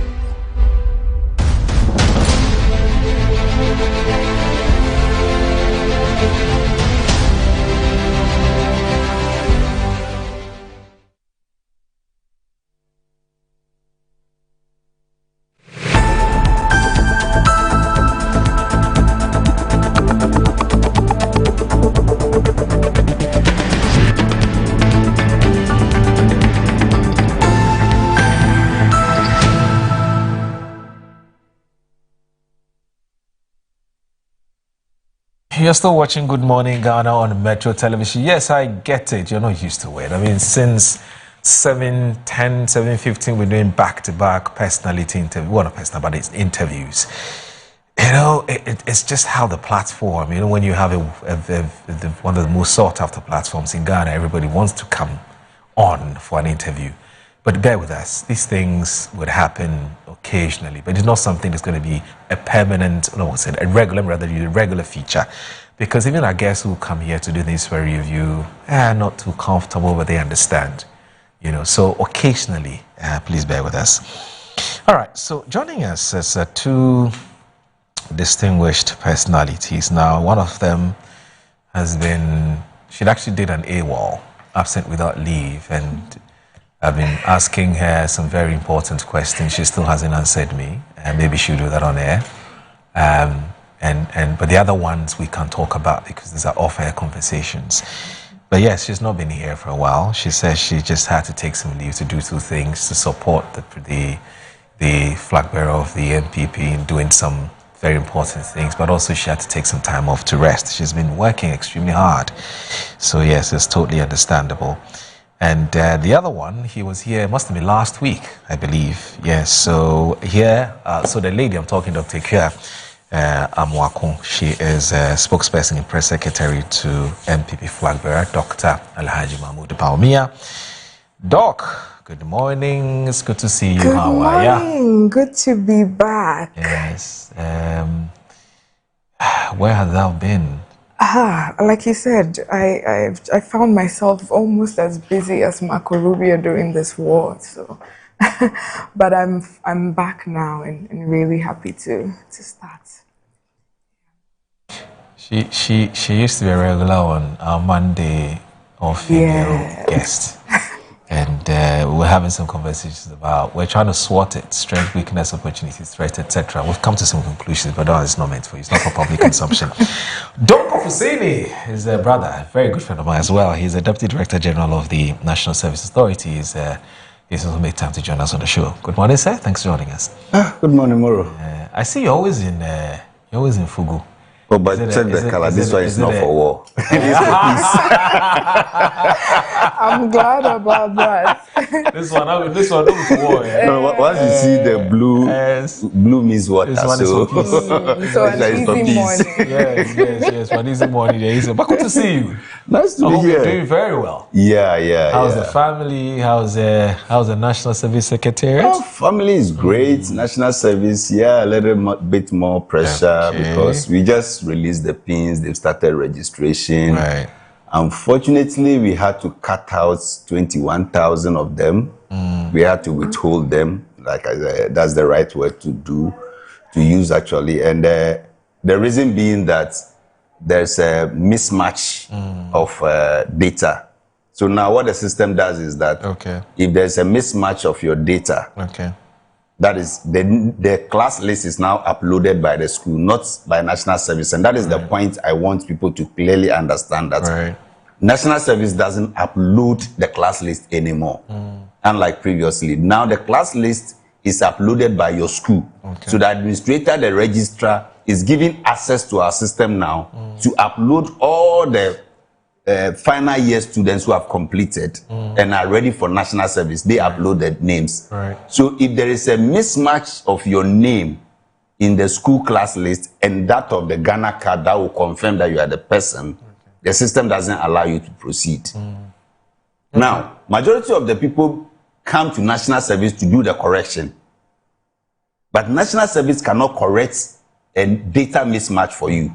So if the name and then the date on your Ghana card doesn't match what is on your class list, the only option out is to go and change the Ghana card to match exactly what your school submitted. It has nothing to do with National Service. And then most of the schools too will not change what is on the class list. Especially if it's not their mistake. For instance, if it's a typo, they can change it for you with additional letterhead. But then if it is what is on your continuous assessment form, they will not alter it. But what you enter the school with is what you complete with. Absolutely. So if, let's say you enter and you were a Kwiamoako, and now you are PhD or MD. Once there is a doctor now, maybe your Ghana card will have Dr. Ekwiamoako, but the class list was Ekwiamoako. If you enter, you are not the same person. So you have to change the Ghana card to match exactly what is coming from the school. Not just name, even date of birth. And date of birth is where a lot of the countries are. Because some of them inflate their age to enter as mature students. Some of them also inflated their ages in 2020 for the Ghana card. But they forgot that what was in the secondary school was different. I get it. And the universities take what comes from the secondary school and what you put on the WAEC form, not what is on the Ghana card. So most of them are having to pay for those issues now. That's the only headache we are having now. But then they should resolve it quickly so that they can all be part. 21,000 is a huge number. And some of them too, the schools shouldn't think we are just overlooking it. Because some of them also deliberately overpopulate the numbers. Those schools will come after them. Because last year, we were able to detect deliberately about 2,000 plus names that were not students. This year, if we found you culpable again, then there will be punitive actions. What does the school stand to gain by inflating? That's See that it's a business. Very interesting angle. There's a business. I'm told there's a business there. Wow. Anyway, Doc. Yes. You know how we do it? There's always a curtain raiser, isn't it?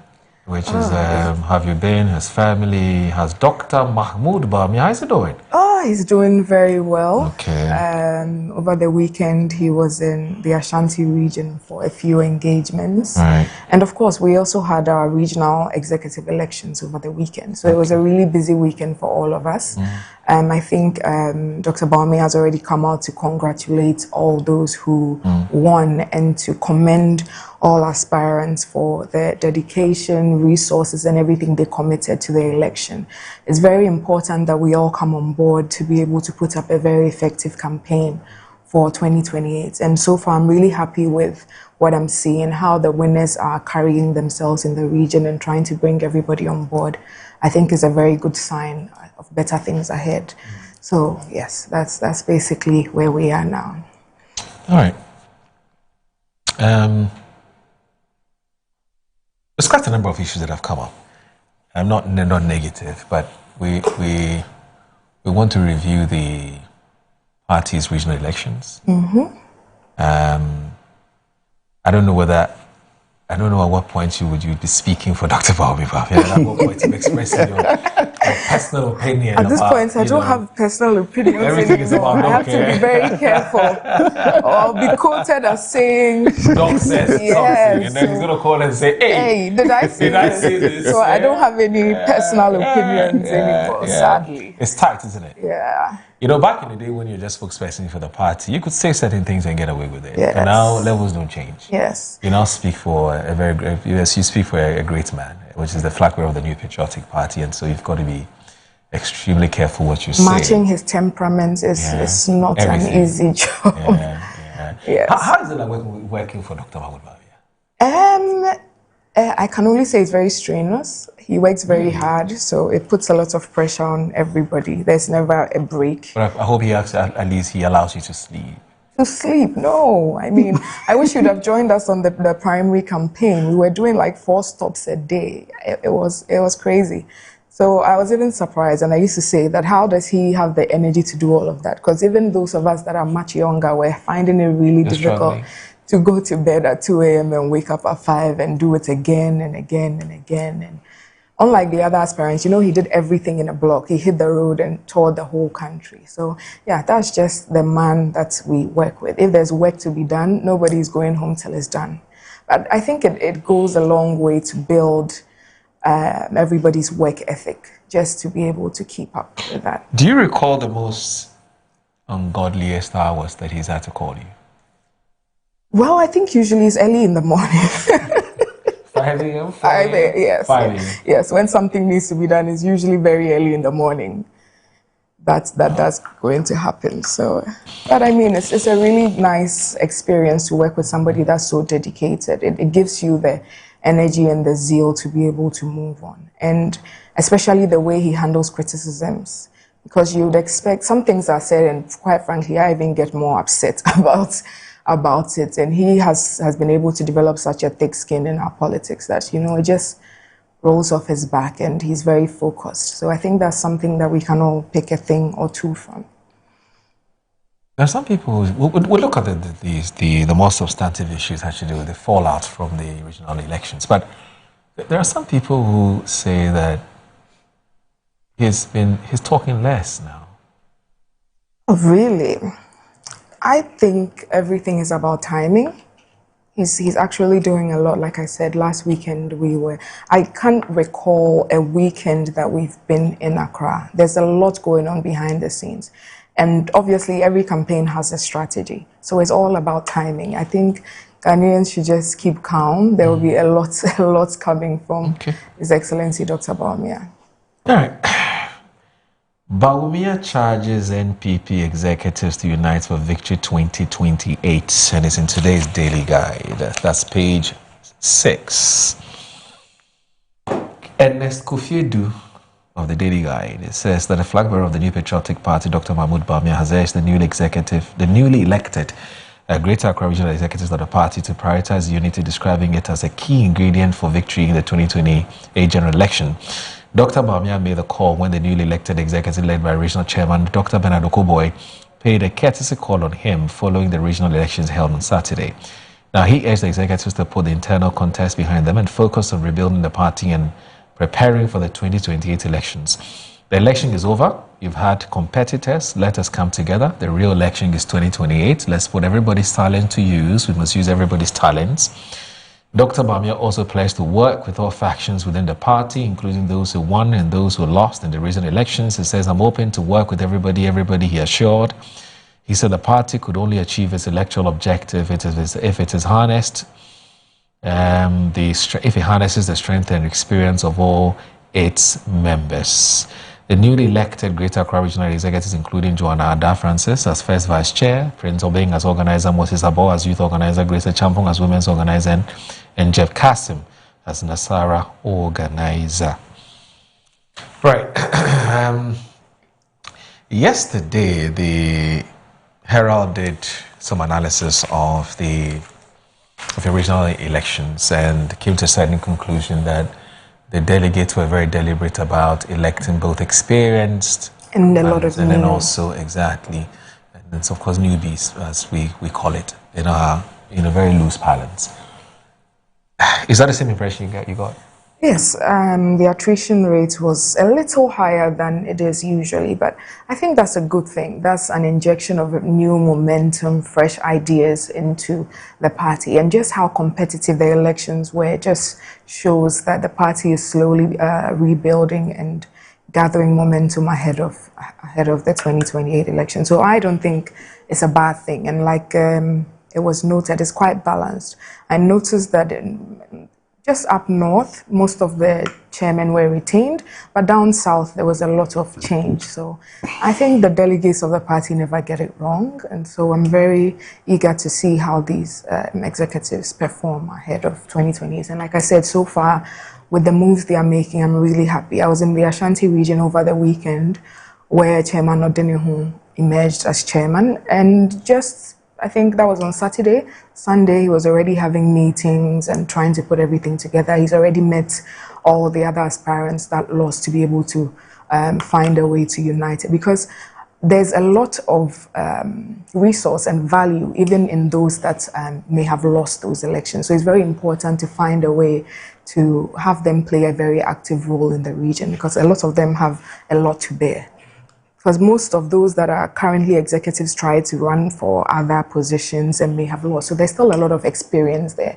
And so, like I said, I'm really happy with the way that the elected officials are carrying themselves around. It's not, it doesn't look too acrimonious. It's more reconciliatory already. So I think it will save the party a lot of time with our reconciliation efforts, because it looks like it's already happening organically at the regional levels. Now, there's a certain sense that perhaps the euphoria that typically characterizes these kinds of internal elections appears to be missing, and it's obvious that because you are done with the Blackberry elections, and so there's nothing like a Kennedy Ponkam, the Brian Champong Kam, and Dr. Mahmoud Kabamia Kam. And typically what happens is that it energizes the base, and there's also a lot more freebies, because everybody wants to win somebody over. Yes. Do you get the same sense? I think it was, I had always been like a defender and a supporter of having the presidential elections first, because I thought the usual way we did it just brought too much problems. You can imagine after this we would have been sitting here discussing how many of the executives are for this person, how many of the executives suspicious and biased. Exactly. It just muddies the waters too much, and then the cracks that are formed become very lasting. It goes on forever.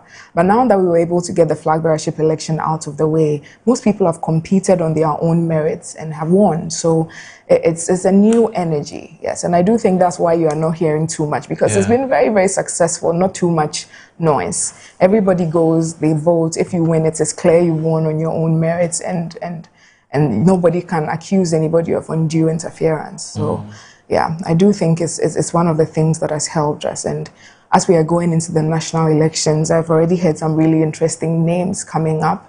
Of course, Dennis is contesting for the communications director. He has already picked up his forms. And this morning, we just saw that Nana Komi has also thrown in his hat for the first vice position. So it's also plans to be, it also promises to be a really interesting national. So you have Masaudu. Yes. Dr. Mustafa Hamid. Yes. You have Nana B, Obaya, Nana. So it's going to be keenly contested, and that's always a good thing. It's only 3 slots. Yes, done in order of votes. So the first 3 become first, second, third. So it will be really competitive. You know what my preference is? Who's your preference? Buga. Really? Well, the delegates will decide in Kumasi. somewhere in October, and then we will see. Personally, it's going to be very confusing, very difficult for some of us to even cast our votes in those elections. Right. But let me ask you this, Doc. You know, are delegates always right? I would say that I think the delegates of the party for the MPP, because that's what I can speak on, they always seem to make the right decision, because in the end it seems to go well, and they are usually the ones that deal with these candidates a lot more than the rest of us. So yes, I'm one of those people that believes that they usually get it right. About 90% of the time I do believe that the delegates get it right.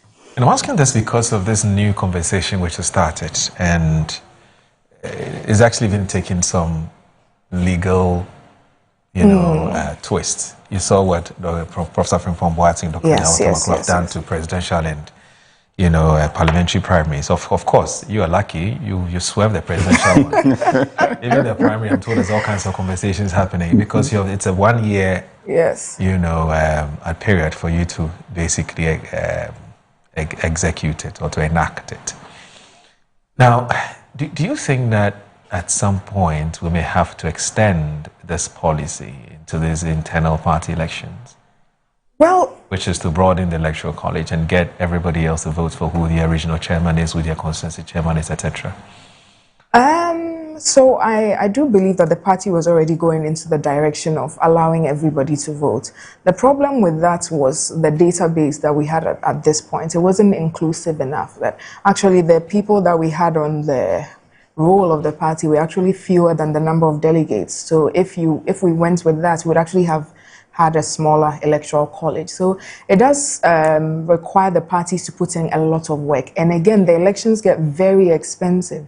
So when that decision came out of the Supreme Court, first, I thought, there was supposed to be some respect for the sovereignty of the political parties and their own constitutions. But of course, the constitutions of the political parties must align with the constitution of the country. But then the question becomes, who pays for that? Right. Is the Electoral Commission of Ghana going to run those elections for free? Yeah. In fact, that's the proposal. Exactly. Unless it's something like that, I don't believe we have the framework for that just yet, considering that 2028 is a general election, the MP's primaries would have to happen soon. So that would be a really interesting thing to see. How the parties go about it, especially the NDC, since they haven't already elected their flag bearer, and how they go about complying with that. And I was wondering, how is the Supreme Court going to enforce that? Well, I'm sure that if you don't, you'll be cited for contempt of who cited the party? Someone will go to court. Or mischief maker. We'll see. Mischief maker will go to court. Anyway, and then they invoke the jurisdiction of the Supreme Court and said, so persons have failed to do this, which you said they should do, so cite them. But who is going to pay for that? That's always been the excuse. So that's what I'm saying. I mean, the conversation, because you see, the thing is, the Supreme Court has spoken, and I doubt if they're going to go back on what they said. But now for me, a more germane issue has to do with how are we going to do it? Exactly. Who pays for what? Yes. I think that's who is even a member in good standing? You see, there are so many loopholes in that could get us right back to the especially when there are people who actually have they have the membership cards of the two political parties. Yes, so the party will then be able to decide which members are in good standing. And you could actually use that any way you want. So I think there's enough wiggle room in there for the status quo to continue for a while. For a while. Yes. Okay. All right. Zeni, Moro, were you watching with keen interest and rapt attention on the regional elections? Did you have any interest at all? I mean, the NDC, or you couldn't really be bothered? Because I've already heard some of you say it doesn't matter who is elected. They say the value is the same. So I've heard that on some of your other platforms. Moro, the value is the same. Nothing will change. Sincerely, yes, you must be worried. Okobo, Greater Accra. We were actively monitoring. Oh, you were? Yeah, because we needed to pay attention. Were there some persons you were sponsoring? Oh, sponsoring some. No, but the funny thing is that we have a lot of friends in there. Okay. Yeah, I think one of my friends, very good friends, lost in Ashanti, but the other one won. Dennis Kwakwa is a very good friend. In fact, we actually started media engagement together back in the days in 2006. And my other friend, Michael Ewuku lost. But then Francois is also a good friend. Yeah. You know, all my operations is in the Ashanti region. So almost all the candidates there, I know them very much. And a little just advice for my sister, try and get in contact with Joyce Bauer. I think she'll be very much helpful to you. Because she's been in that position for a long time. Except that in her case, it was just a spokesperson. But in her case, it's spokesperson and press secretary. No, but in the case of Joyce, you never spokesperson is even worse. There's something to learn, obviously. So that's if she would reach out. She will reach out. You know, Joyce, even when I was coming here, it was like, Fuseni, behave. Don't worry. You're meeting my younger sister. Please don't go and touch her hair. Luckily enough, you know, we are sort of strong enough to look out for ourselves. You see, so that's on the line. But then I think we were very much interested. Okay. Yeah, because you see, some of us, unlike Doctor, I have been somebody who was much against the top-down approach. Okay. Because I thought it was strategically, as a strategist, I was kind of okay with the move from the BM camp. Right. Is it MB camp? Yeah. Right. From the Baumia camp, because they were smart. Right. They actually outsmarted all the other opponents. Because the moment they started pushing that agenda, I realized the other candidates were disadvantaged. Okay. And what we also saw and foretold actually panned out during the elections. Because then it became, if you are not able to align yourself well with the Baumia candidates. Sorry, when you say that the Baumia camp was smart, I didn't get that point clearly. Yeah, because the top-down approach benefited Baumia more than anybody. Top-down approach, okay. Yeah, it benefited him more than any other person. Okay. Yeah, and then secondly, some of us predicted that right after that particular top-down approach, it was going to be a selection and not an election for the executives. But sorry, the earlier comment you made about the Baumia people were smart. Let me interrogate that a little bit. Yeah. There was a National Council decision. How's that a Baumia decision? Oh, but who can't influence National Council decision? Most of the executives were leaning towards You him. actually believe Baumia influenced them? Come on! He was the most popular candidate. He was the next person they wanted to present again. And most of the executive survival also depended on him getting it through. It's a very powerful council, though. It's not easy to... it's not easy please. Yes, and if you would actually look at the results of the regional election, it sort of defeats your argument. Right. Because I'm coming to a lot of independent people won. Everybody now have to align themselves, even from the constituency level. Right. You have to align yourself and present yourself as somebody who is ready to work with Baumia. Okay. Otherwise, you are out. Okay. And you saw how your brother Okoboy had to struggle to come and explain how he has been working with Baumia through everything. Why was he struggling to do that? Because he was painted as an anti-Baumia candidate. So he quickly had to come and debunk that. Then his Okoka had to do the same thing. That was so unfortunate. Yeah, but you see, Okoboy and Koka winning should put that argument to rest. There was no interference. No, but the fact that they have to come and say, listen, we are the people pushing for Baumia, it tells you that if you don't align, you are in trouble. Oh, you know, once the flag bearer was elected, then it was clear to whoever was contesting that the mandate is already set. The party already has a flag bearer. So the duty of the elected executives would be to rally behind the flag bearer and bring victory in 2028. So it actually makes sense if they feel the need to do that. That is the work of a spokesperson. Just polish it and embellish it. But I would say, but I'm telling the hard truth. Looking at the people that won, actually, it sort of diffuses that argument. It means that you didn't have to be really aligned to win. The delegates made their decision. Two things. It also brings out the point that, but for the top-down approach, Baumia would have struggled in the flag bearership election. Oh, I don't. Because if they had allowed it from the bottom, because they went into an election, most of the executives were being blamed for that defeat. So you realize that in the South, yes, the attrition rate was a bit high. In Ashanti region, it was a last-minute move that affected Kukufu. Because Kukufu, everybody thought was coming for national election. Yes, so initially he was contesting general secretary. Yes. Then all of a sudden there was a U-turn. So Coker had done this thing. Coker has been consistent. And he doesn't just lose and goes to sleep. He still keeps engaging delegates until the next election. And he had to take extra effort for even Wontumi to beat him the last time.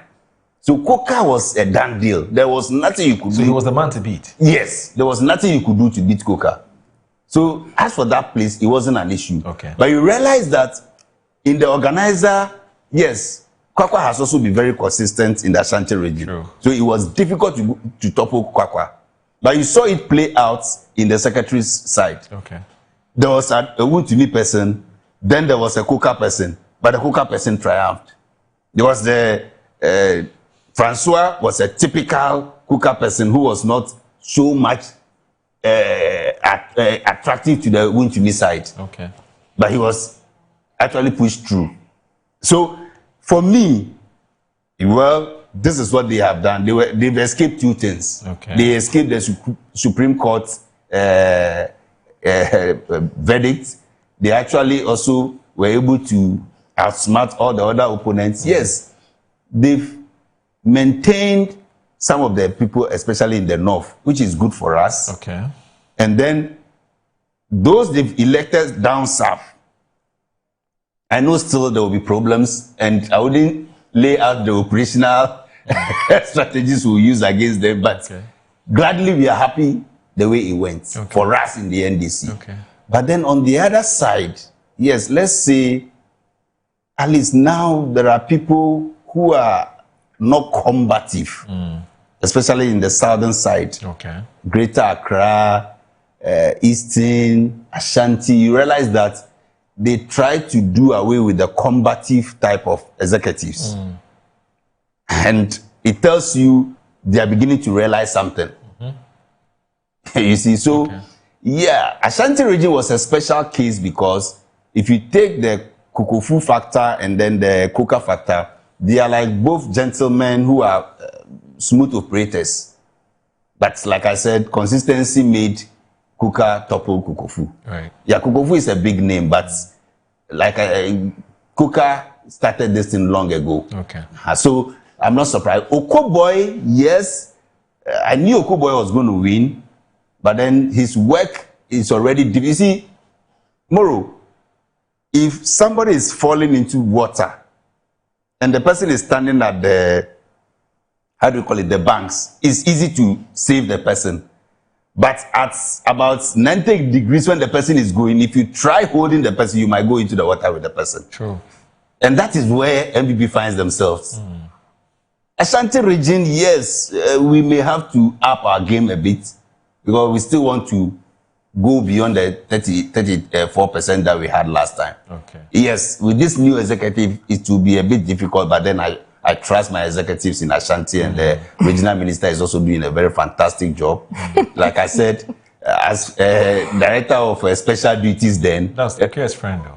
What you mentioned, no, I mean, oh, oh, yeah. No, it wasn't really at him. It was at the hope that they would do better than their 34. Oh, yeah. There's something about the NDC and their blind optimism. It's something that you call it blind optimism, we call it fate. You should have been there. You should have been there on Saturday to see that it's not going to. Yeah, you're not going to have. Well, you speak for the party, but I'm from there. Yes. I'm also from there, you know. Okay, so you know what I'm talking about. Born and bred there. So that's how I know that. Oh, really? The dynamic is changing. Yes, the dynamics, Moro, has changed totally. Okay. Yeah, so that is what we have. And then Greater Accra, yes, the work is going to be very, very difficult for Okoboy, I know. Okay. And I'm just looking at how our regional elections, once the formula hits, then if they're not careful, even the 5, they might lose it. Right. Yeah, Ashanti, I'm sure we can do at worst 3 more seats in addition to what we have in Ashanti region. Okay. That's going to happen. So, Bono region, yes, we're happy Abronya got re-elected. Okay. It's good for us. So now we can go after the 1 seat they are having in take it back. Okay. So at least it becomes 0 as well. Right. Ahafo region, Ahafo, there wasn't much change. If I'm wrong, there wasn't much change in Ahafo. Right. So, Ahafo too, we just have to try and up our game. But by and large, Moro, I would say congratulations to them. Apart from some few fisticuffs, at least it was largely peaceful. Congratulations, now they are learning. At least now they know that you don't solve all problems with the fist. So it's good. They should keep that up. Coming from the cool makers, the revolutionaries are now educating us on fisticuffs. Cool. I've been advised to. No, but isn't it funny? Hey. I was rather advised, and now I'm rather the victim here. You just researched. You haven't been here in a while. Take it easy on you. All right. So are you done? So for me, Moro, it's good. But then she shouldn't just jubilate yet. Okay. Because your MPs will fall in the Supreme Court verdict as well. Okay. So we will have two things to deal with, the parliamentary and the presidential. But guess what? First of all, okay, when are you supposed to be conducting your parliamentary primaries? So it hasn't yet been decided. Okay, but so for the orphan constituencies, I'm sure it will be soon. So it's possible to escape. No, the plan was always to have a lot of the elections quickly, so that we could have a lot more time to execute the plans that we had. And you see, when a political party wins an election, like the way NDC won, that's the same way we're behaving in the 2017. No? Do you remember? Yeah. So that's all I'll tell my friend. I'm sure we'll come here after 2028. No. So for me, like I said, so they may swerve it. My point is, they may swerve. It's possible, but the difficulty is always not at the orphan constituencies. Right. They are mostly in the constituencies where you have a seat. That's where the challenge is.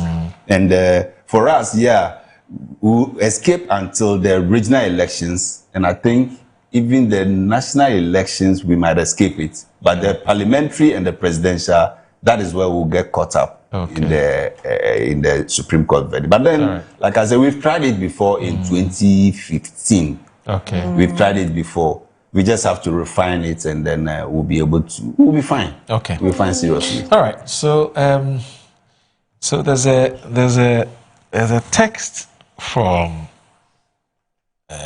one of our viewers who says that the lady who's wondering how the Supreme Court will enforce its recent judgment should wait and see if for the 2032 elections parties refuse to comply, whether the Electoral Commission will accept their candidates.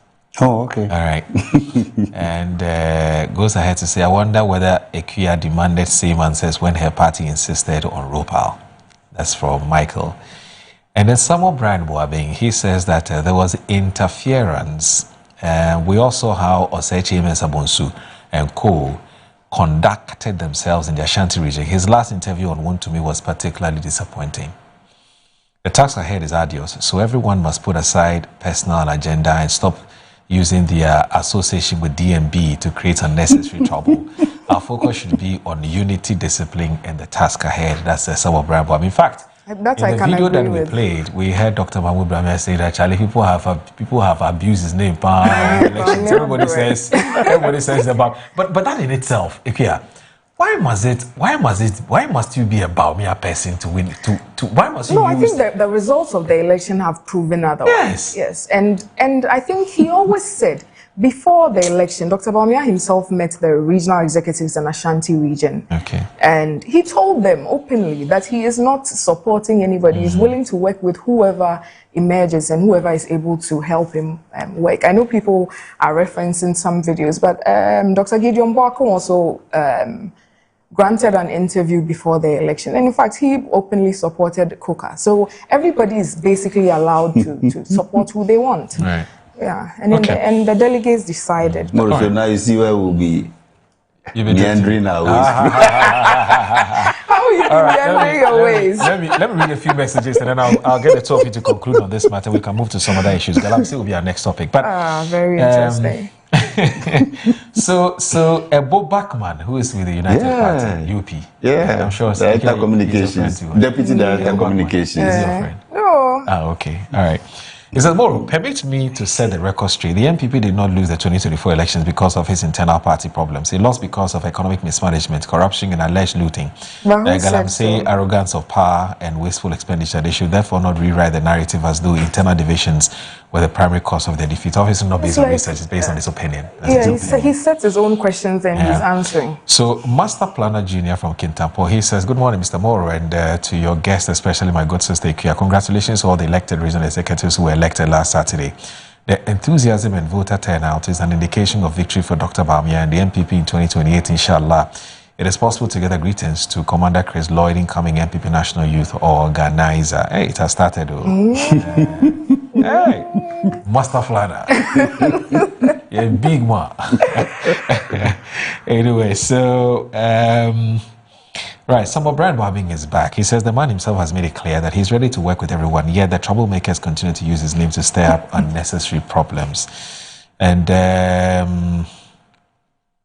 okay, so the rest of the messages are related to some other things. I've not broached that topic yet. I'm sure that when I do, for instance, there's something from Guy G who's talking about National Cathedral Board of Trustees must prepare to speak for itself. Don't leave it to the politicians. It's a very interesting write-up from Guy G.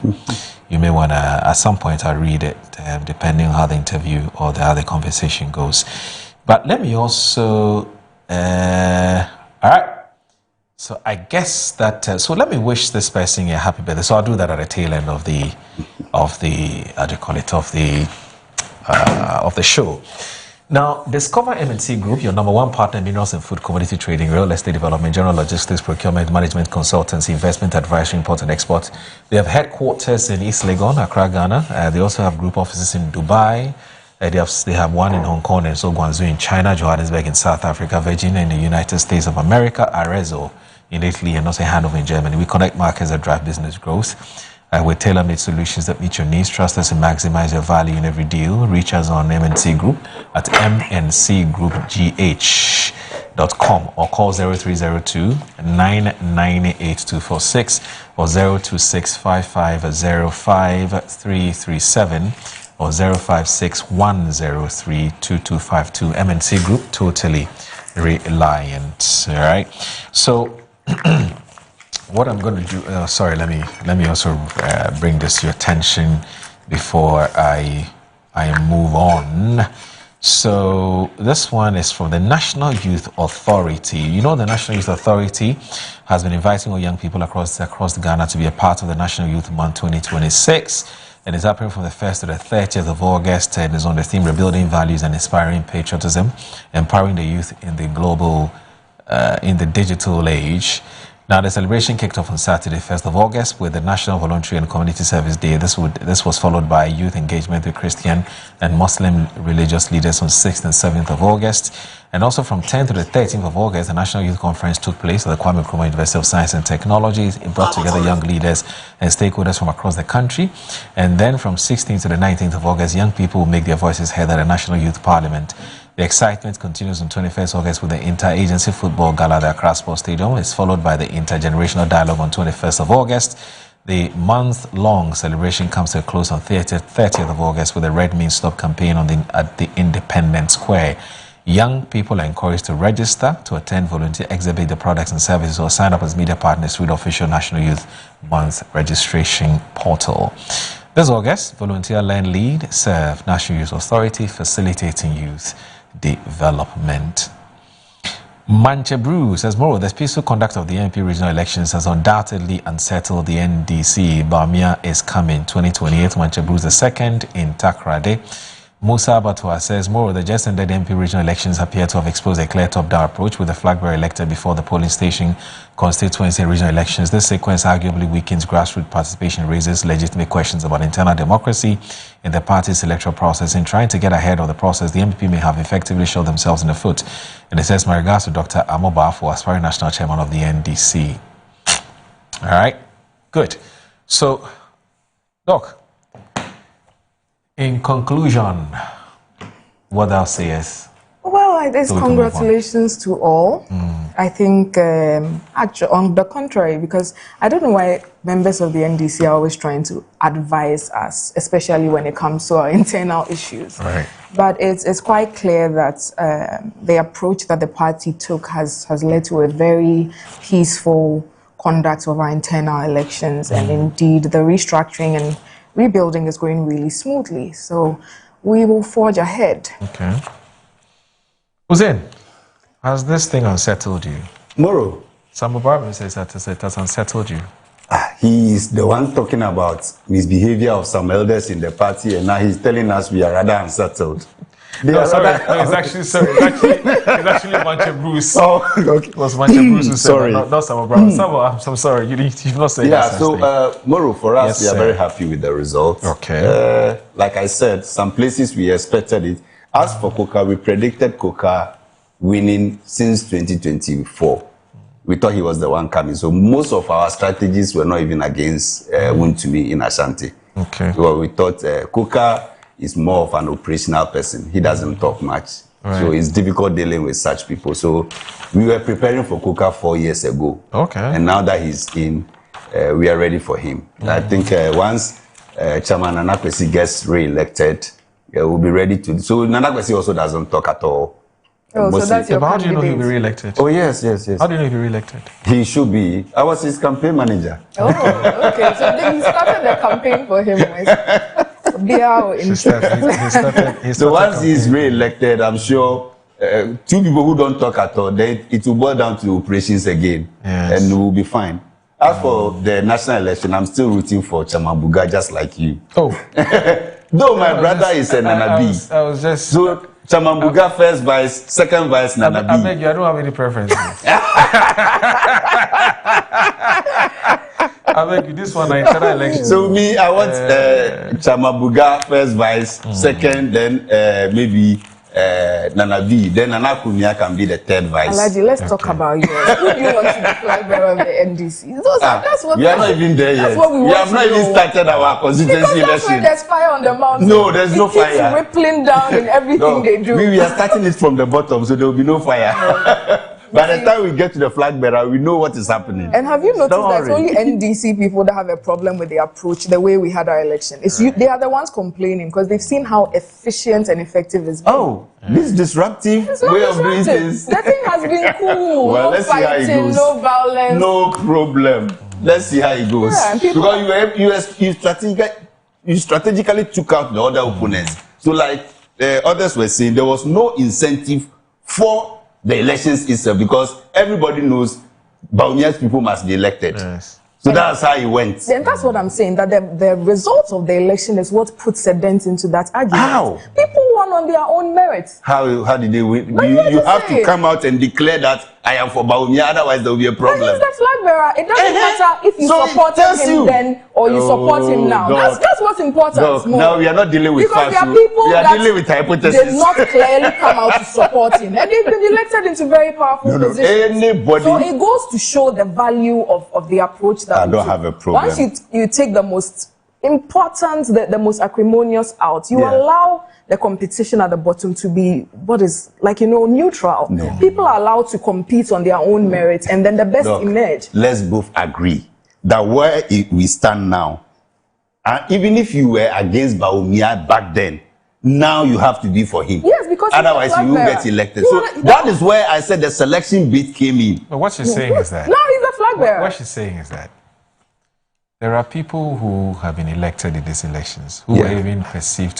were not perceived to be Baumia's people, but they won. Yes. So it defeats the argument that you must necessarily be a Baumia person to win. That is why I explained to you that the top-down approach was like the precursor for this particular election. Yes. That even if you are not for the man, Yes. to prevent you from coming up and maybe putting him aside, we decided to elect him first. So you'll be forced to align.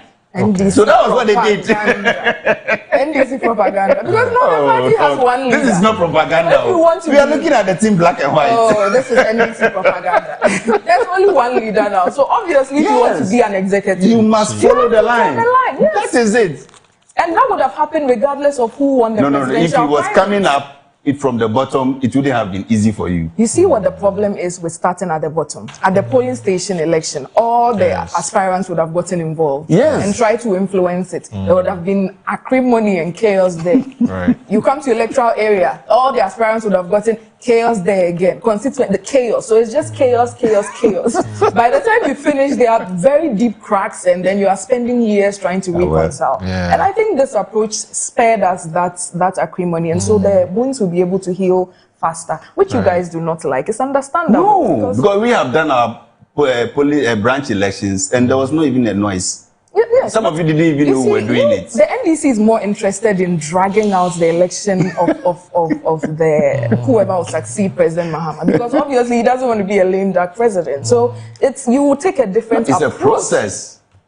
We follow the normal process. You decided to turn it upside down. No, but it worked for you because you are coming from the Bawumia Council. It worked for you. Who decides what the normal process is? That is the laid down procedure we have been following since 92. But you know, there's actually not the first time the MPP has elected their flag bearer first. This happened in 98. You can go and check. 98, that was... We also had an early presidential President Kufuor. Yes. So you sit down and look at what the field is. And of course, if you're a good political party, you strategize to be able to take advantage of that. That's why you were just smart.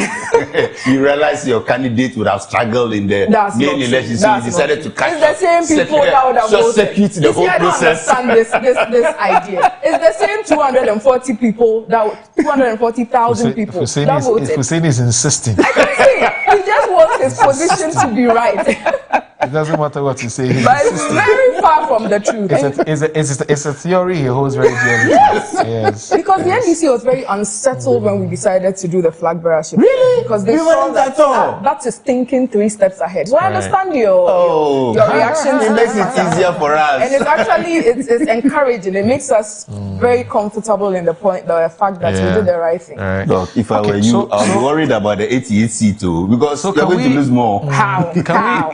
Can we? I want us to look at this issue, and it's been trending in the last week or two. It's about this Adamos resources matter.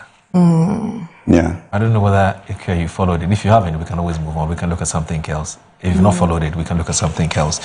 We can look at. Are the two of you comfortable talking Adamos, or we can look at some other I've heard time? about it. You've read about it. Ike, are you okay with it? Because I don't want to. Because there's quite a number of other issues we can talk about, so we can skip that. But let's. I want us to watch this video, and then further about 2 videos I want the two of you to watch. Maybe we can do that almost later if it's time. But I want us to look at Galamsey now. So I want us to watch this video, and then we want to trigger some conversation. So watch this. The children are the future of our children and our grandchildren. Let that spell and deception be intercepted. We are praying concerning the healing of our water bodies and the land, that our water bodies and our land will not be poisoned. Through this Galamsey, something is going on which we won't recognize it today, because we are operating under a veil and a spell. It's a veil and a spell of money, politics, and manipulations of fetish and demonic powers. All kinds of things are going on behind the scenes, and unless you go to the back end by discerning of spirit, you really can't tell what's going on. But a lot is going on, and we need to also pray for our agriculture sector and for the Minister of Agriculture. We need to pray that there will be no food shortage in our land. So I'm not just talking about Ghana. Ghana is number 1 on my priority, but the nations from Togo, Nigeria, Benin, and Zimbabwe, Malawi, you name them. We want to specifically pray that there will be no food shortage, because the land is being poisoned. Through the poison of the water, we are poisoning the land. So a time may come where we cannot sow and yield fruit or crops in the land, because the land is poisoned, so it cannot bear fruit. It can't yield the crops we need. even if it does, because the land is poisoned, the food we are eating, the tomatoes, the yam, the apim, the contombre, the pepper, everything that comes from outside of the main city, they are poisoned. Eventually, if nothing happens, they keep being poisoned. So we will be eating mercury. We will be eating mercury. It will enter your system. You are eating and you think it's exciting, but you don't know what you are eating. And these are things that we just can't leave it to the politician only. And that's why I keep saying it is important to pray for those in authority and for whoever the president is, irrespective of the political party, because it looks like this two-party democratic system we are operating is dividing us as a nation and is turning us as enemies. So we hate one another. But I pray that there shall come a day where we will be united and brotherly love will prevail among us instead of this division and bitterness and a sense of I will show you and a sense of revenge. It's just too much sickness in this system. And I don't know about your system where you come from, but lift up your hands, say we apply the blood of Jesus. Working, NIMOS is working very hard. We've seized excavators, we've seized chamfan machines, and you drive them out of this area, they run to this other area. But we're making progress. Of the almost 49 forest reserves that were invaded, we've been able to clear as many of them as possible of illegal miners. Before, what we did was when we clear, we hand over to the Forestry Services Commission. But they don't fear the Forest Service. They go and drive the forest guards out and they go back into the mine. And so now we put a military detachment. After we clear the forest reserve, we leave a military detachment there. And that means we have to spend more money. One, you must feed the soldiers. You must provide them with the logistics to continue to stay there in the forest. But we will not give up. We'll continue the fight against illegal mining. But Upper East has a good potential, and mining can create jobs. But we need to make sure that these are formalized mines so that they can employ our young people to operate. A few years ago, Cardinal Mine opened in this area, and you should already see the number of people who are working in that particular mine. In Upper West, they have the Black Volta mine development coming up. There are several other areas that we can see the potential for proper mining so that it can produce more jobs for our young people. But our target is to formalize the mining activity so that we have a greater control over it than the current scattered illegal mining that takes place. Good morning, Ghana on Metro Television. The show is also live on 94.1 FM.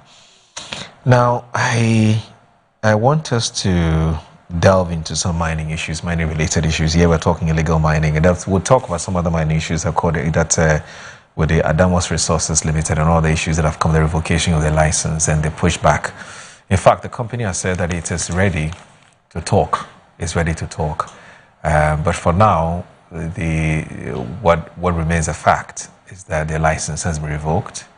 It was based on a certain some work which was done by the Ghana Minerals Commission, and it came to some conclusions, but those conclusions have been challenged by Adamos Resources Limited. So we'll look at all of that. But before we do that, I'm sure you just watched the video of the founder and general overseer of the Action Chapel International, that said Archbishop Nicholas Duncan Williams, and his call for prayers, massive prayers, in light of the Galamsey challenges that we have. Indeed, he is warned that the continued destruction caused by illegal mining, popularly known as Galamsey, is putting the future of Ghana's children and grandchildren at risk. He said the activities of illegal miners are destroying the country's water bodies and farmlands with serious implications for food production and well-being of future generations. Speaking at a church service on Sunday, just this Sunday past, August 16, Archbishop Duncan Williams said he was increasingly concerned about how Ghana was managing its natural resources and the long-term consequences of the damage being caused. He says, I'm going to quote him, I take time to study history a lot, and some things are bothering me, and one of them is how we're managing the future of our children and our grandchildren when it comes to our water bodies, when it comes to the land that produces crops and the food we eat. We are poisoning the land. There are so many things we're doing wrongly. He said the effects of illegal mining should not be viewed only as a present-day problem, stressing that the destruction of the water bodies and agricultural land could affect generations yet unborn. He also criticized the politicization of efforts to enforce laws against illegal mining, arguing that political interests have contributed to the persistence of lawlessness. He asked that some political leaders may be reluctant to enforce the law because of concerns about losing votes or parliamentary seats. And so because people don't want to lose their seat in parliament, or they don't want their party to lose, they give in and allow lawlessness to continue. He's subsequently calling for prayers for the country, saying he intends to devote more time to intercession because of his concerns about Ghana's future. So, but in a related development, now the President, His Excellency John Dramani Mahama, has announced new strategies to keep galamseys out of reclaimed forests. Now the story here by ghextractics.com. President Mahama says the government has adopted a new strategy to prevent illegal miners from returning to forest reserves after they have been cleared of galamsey activities. Under the new approach, military detachments will remain in reclaimed forest reserves to protect them from renewed encroachment. President Mahama explains that the decision followed the failure of the previous approach, under which cleared forest reserves were handed back to the Forestry Commission. Speaking during his tour of the Upper East region, he said illegal miners had repeatedly returned to some reserves after the military and other enforcement teams had cleared them. We're working. NIMOS is working very hard. We've seized excavators, we've seized Shangfang machines, and you drive them out of this area, they run to the other area, but we're making progress. President Mahama said the government had so far cleared as many as possible of the nearly 49 forest reserves that had been invaded by illegal miners. He said the government had, however, realized that simply handing the cleared reserves back to the Forestry Commission was not enough to prevent renewed illegal mining. Before, what we did was when we cleared, we handed over this to Forestry Commission, but they don't fear the forest reserve. They go and drive the forest guards out and they go back to the mine. And so now we put a military detachment. Now, under the new arrangement, he said soldiers will remain in the reserves after the illegal miners had been removed. After we've cleared the forest reserve, we leave a military detachment there. And that means we have to spend more money. One, you must feed the soldiers. You must provide them with logistics to continue to stay there in the forest. And they said, despite the additional costs, the president said his government will remain committed to the fight against illegal mining, but we will not give up. We'll continue to fight against illegal mining. While stressing the need to curb illegal mining, President Mahama said the government also recognized the potential of mining sector to create jobs for young people in the Upper East region. He said the government's objective was to formalize mining activities to improve regulation and create sustainable employment opportunities, right? Okay, so I get that. Okay, so this is it. Let me bring in, maybe this time I'll start with Hussein. I started with Dr. Kyamwa initially. I want to start with Hussein now. Now, Hussein. Yeah. Is this illegal mining thing becoming one of the biggest headaches of this administration from where you sit? Or you believe that the fight is being won gradually? How do you see things? Yeah, Moro, for me, I do basic natural laws and issues. Okay. If something was 49 and then there was 9 red zones, and today that 9 red zone has completely gone green, I don't see how that is a failure rather than an improvement. Because we are talking about 8,000 galamseyers who have willingly now joined the Responsible Cooperative Mining Program. We are talking about 1,300 arrests since 2025. Some are still undergoing prosecution as we speak. Over 900 excavators have been seized. A lot also have been immobilized on site. Because what some of them do is to, normally when they hear this, the NIMOS team come in, they actually take out the motherboard and quickly run away. So you can't move the machine. The best is to destabilize it or destroy the engines and some other... Or to decommission it. Yes, decommission it. So those ones have also been done. As I speak to you, the water turbidity level in some of the rivers have started improving. Right. Take, for instance, the Tano. In 2024, it was around 139 NTU. And the NTU, according to the scientists, what they mean by the NTU is they have some long name for it. Right. Is it the nephotel, what turbidity level? So they call it the nepholemetric turbidity unit. Okay. From 139, it has dropped to currently 14. It doesn't mean it's completely gone. It's not just Tano, the Ankobra, Densu. Yes, we would have wished by now it should have been clean. But there's an improvement. Now, what the president also said was that instead of just chasing them out, now NIMOS is operating with about 200 forces across 53 districts of 53 active mining area districts. That's woefully inadequate, isn't it? That is the point. And imagine stationing some of this military also in some of the forest reserves that have been claimed. So yes, like you said, it's a process, but the commitment now is there. The posture of this government is that no to Galamsey. It doesn't mean criminals will not go and try to venture, because it's a daring venture.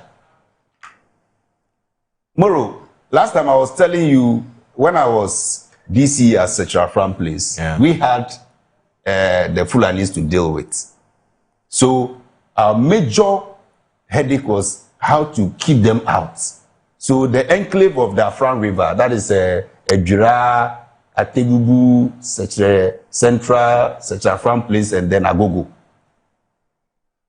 Until I decided to go into the etymology of the whole Fulani saga, before I got to know that, listen, we are not just dealing with people who are just moving about.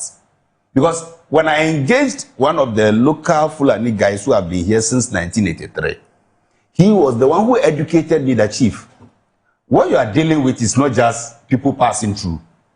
Because in the whole of the West African sub-region, and then even in the Sahel region, it is believed among cattle owners that if a cow, that is the female, drinks from the Afran River, the Afran River is seen as a mother, like a mother who gives children. So any cow that drinks from the Afran River and eats along graze along the Afran basin gives birth in twins and triplets. So that is the motivation in the West African sub-region and then the Sahel region, that anybody who is able to bring your cattle to graze or drink from the Afran River, there will be multiple births. So if somebody decides to bring like 5,000 cattle, and normally they do January to March, within that 3 months, among the 5,000 head, there's about 3,500 who are female, and a few males and the calves. Yeah. Whatever operations you do, operation cow leg, operation shoot on sight, maximum you can kill is about 50. You can't kill the whole 5,000. Right. So if you kill 50 out of the 3,000 or so cow, and at least 2,000 even gets pregnant, it means that they will offset the deficit you've given them. So for them, it's a balancing act. So they were daring. Though we were shooting, they were still coming. And that was how I understood that, no, the thing is not just people passing through. It's a business and they consider the risk. So that is exactly the situation we face with Galamsey. Okay. Now, thankfully, this government's posture is that no to Galamsey. Now we don't even have anybody saying there's a presidential forest. So whoever is found in the forest is an illegal miner. Now we've even revoked the licensing regime for even operations in all forest reserves. Right. So even large-scale companies cannot even operate in the forest reserves anymore. Okay. So more for me, yeah, there is an improvement. Okay. The posture of this government is also deterrent enough. Okay. But it doesn't mean some few miscreants will not go and hide in the night and try to do something. Okay. We are not just giving up. The president is not saying, oh, we can't do it. But now, the process of even leaving military men behind, even some of the reclaimed forest areas. And more, we are not just chasing them out. Reclamation is also ongoing. In Ashanti region alone, over 1,350 acres of land have started being reclaimed. Okay. Some have they've started planting on some of them. Manson Kwanta reclamation is ongoing. Right. In the western region, reclamation is also ongoing. Right. Recently, Gold Board has also announced partnership with the Lands Ministry to also expand the reclamation process. So it's not just driving them out, because the moment you drive them out, some of them will go back. Okay. So what I will also urge is the admission of more of this youth into alternative livelihood. Yes, some of the large-scale mining companies are beginning to release some of their lands that they are not operating on for some of this responsible cooperative mining. I think the Lands Ministry and Minerals Commission should engage them more so that we can have more of this youth into that particular alternative way of mining, which is more responsible, because those ones don't pollute the water more. Now, water bodies, forest reserves have been declared security zones. Okay. So if you are found there, you are arrested first before any other explanation. Okay. And that is helping. And I believe the other option now is to engage the chiefs. Okay. Because Moro, there is no way mining can happen or Galamsey can happen anywhere without the knowledge of a chief, the local authorities. Okay. So let's engage the chiefs. Let's begin to even incentivize some of these actions. That chiefs and communities that are able to protect their water bodies should be rewarded. Okay. There are several ways. Even the Ministry of Lands can even put up an award scheme that if you're able to protect your water and forest reserves, this is what we do for you. Build a clinic for you, build a school for you, build this for you. At least that should also get the communities involved in the fight against Galamsey. Those ways, I believe we can achieve better, because if you leave the communities behind, they are there. They see the people entering the forest faster than you 9 months coming down. Okay. And once they are part of the fight, I believe we can eradicate it, but not at a go. Okay. It's not going to be easy, but I am happy this government's posture is a no to Galamsey. Okay. All right. So I'm just going to take a breather, so that when I you have start, so much to I know. say. Yeah, you wrote this. It's just 3 minutes, because I don't want to interrupt you when you start flowing. Anyway. So you're watching Good Morning Ghana on Metro Television, and my attention has just been drawn to the fact that 94.1 FM is actually not on. I sincerely apologize for that. Our technical team would sort that out as quickly as possible, because I keep admonishing my viewers to tune into the radio if you can't watch us on TV. So if the radio is not coming on, then we need to fix that as quickly as possible. So I've just drawn the attention of the technical team to sort that out. We sincerely and unreservedly apologize for that. So stay with us. It's Good Morning Ghana on Metro Television. Please don't go anywhere.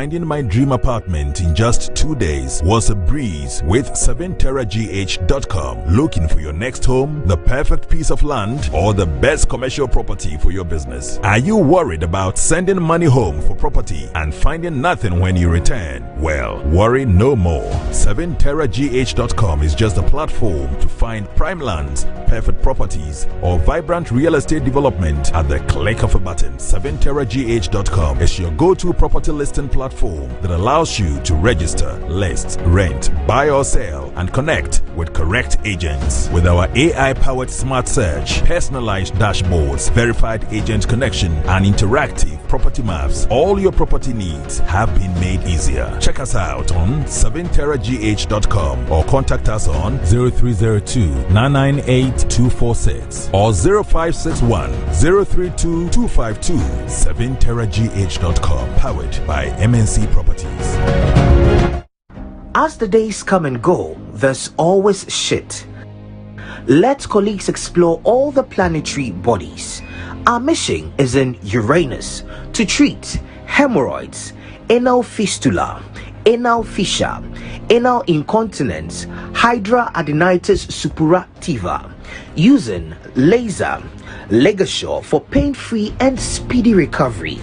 On Uranus Street, Accra, is Main Tuber Hospital and Coloproctology Center. Trust Uranus with us and we will delight you. Visit Main Tuber Hospital today or call us on 0244 581 541.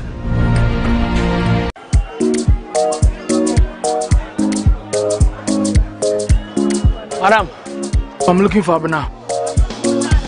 Abena, there's someone looking for you.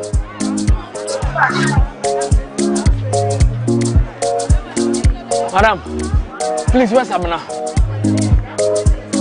Abena, yes, ma'am. Is this who you are looking for?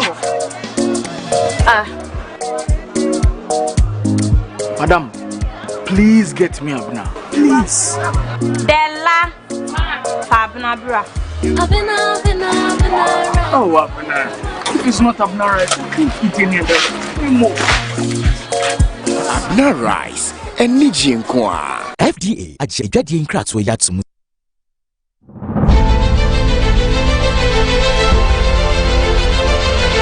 Metro TV, Original TV, Original FM and Metro Digital, under the auspices of the Office of the Chief of Staff, proudly present the Clean Conference 2026. Theme: Assessing Ghana's progress towards UN SDGs Agenda 2030. SDG 6, Clean Water and Sanitation. SDG 7, Clean Energy. And SDG 12, Responsible Consumption and Production. Friday, 21st August 2026, 9 a.m. at the City Conference Hall, University of Ghana, Legon, Accra. With just 4 years to achieve the UN SDGs 2030, how far has Ghana come? The answers begin with one national conversation, the Metro and Original Sanitation Conference, with the Chief of Staff, Honorable Julius Debra. In attendance will be the Gamanche, His Royal Majesty King Takiteko True II. The Clean Conference, bringing together government, development partners, industry players, academia, civil society, and all Ghanaians. Change is not only in conference rooms, so there will be a cleanup exercise on Saturday, 22nd August 2026, also led by the Chief of Staff. Join thousands of volunteers for this massive cleanup exercise across the major streets of Accra. Metro Clean Conference, Wahuni Diema or Maini Tumpong.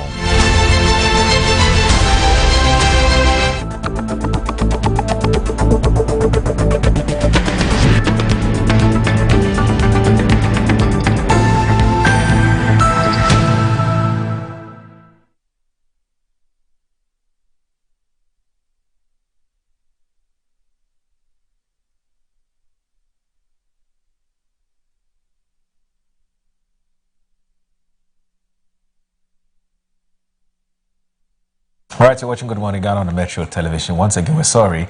We're told that the 94.1 FM is not on. We've told our technical people they're working on that. But anyway, you're still watching the show. At least the TV one is on. We're live on DSTV, we're live on Facebook, we're live on YouTube. It's all Metro TV GH. You can watch Good Morning Ghana and all other shows as well.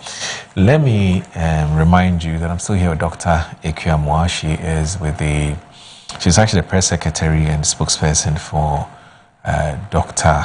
Mahmoud Bawumia, who's the NPP flag bearer. And also here with us is, it's actually Dr. Ikea Mako. I left out Ikea.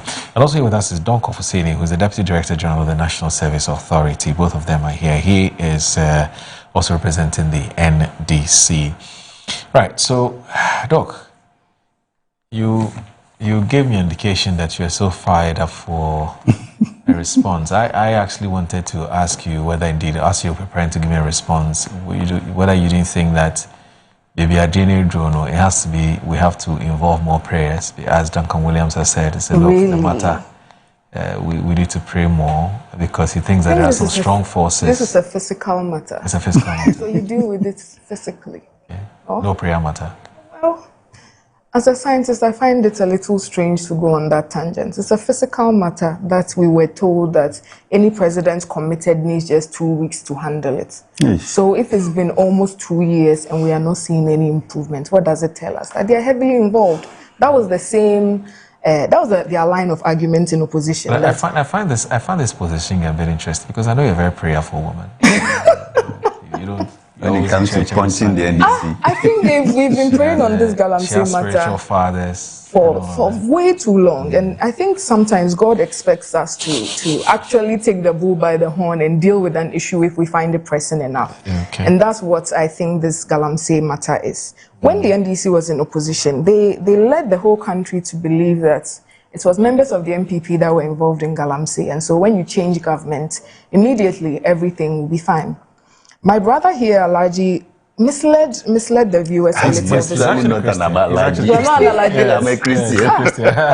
So maybe he believes in the prayers to solve the problem. I believe in prayers, actually. He misled us just a little on the rivers. Because what I have in front of me right now is the Tano North Chiefs petition Mahama over Galamsey distraction in the Tano River. I wish I could show this image to people. I don't know if it's clear, but you can see what the Tano River looks like. So how do you tell us that you've... When was this picture taken? This is 16th August 2026. This is Saturday. Okay. Saturday. Yes, so it is not true that you have AIDS, greens. I mean, they always come up with some PR line. I didn't say the water is clear.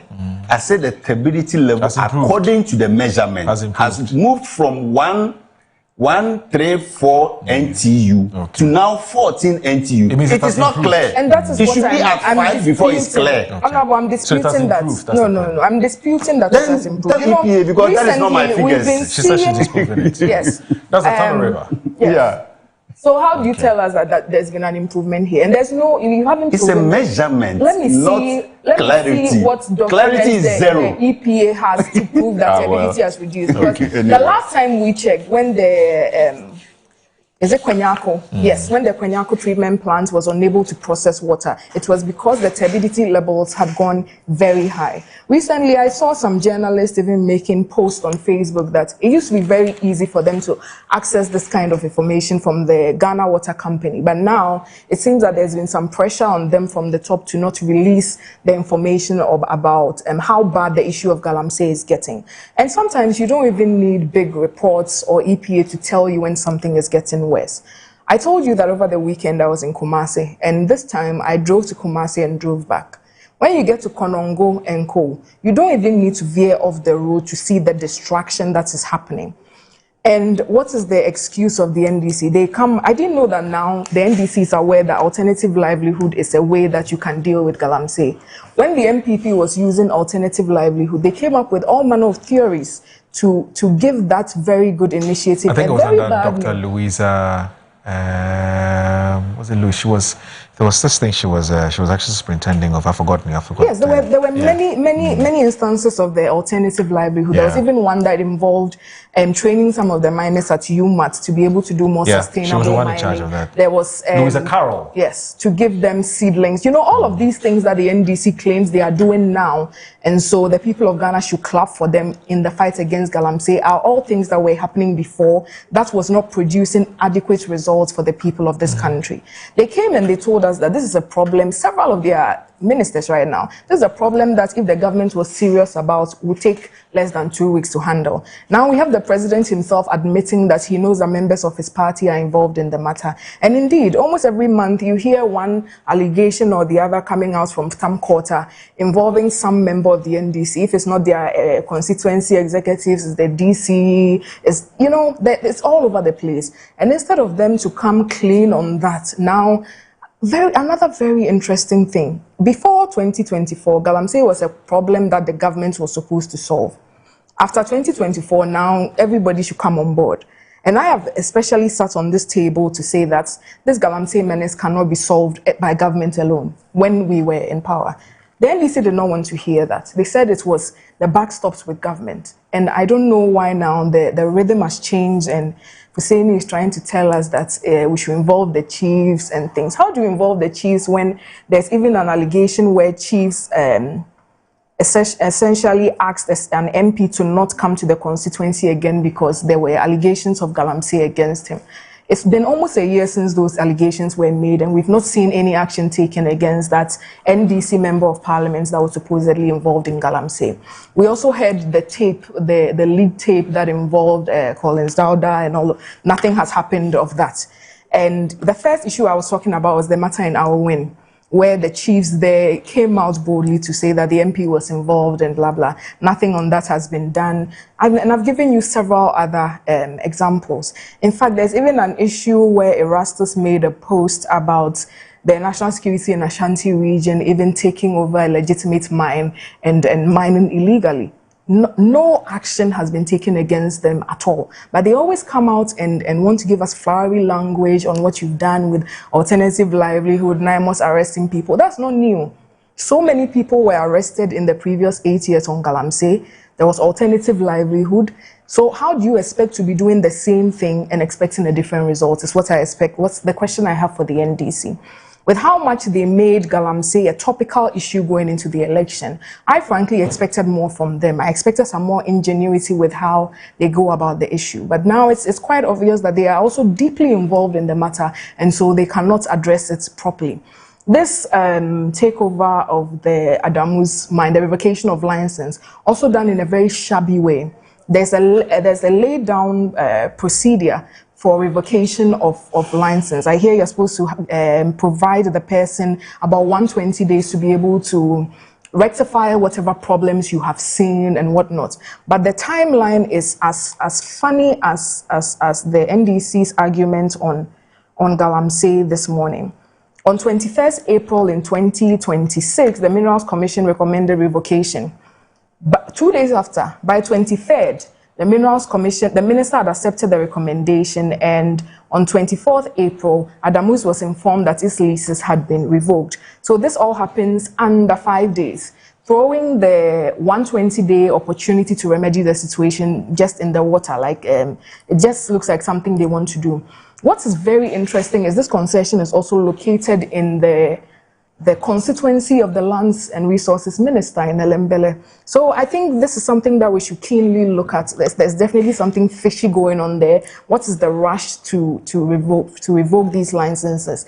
And indeed, since the NDC came into power, we've seen how licenses and mining leases have been changing hands in very funny ways, especially with the president's brother almost always involved in some of these matters. So I do think this is something we should definitely look at. Adamus is owned actually by a female. I think she's one of the leading partners in that company, a Ghanaian female that should be encouraged instead of being put through this illegal process at the expense of people. So I do believe that we expect more information from the Lands and Natural Resources Minister, because there are too many question marks with the revocation of that license.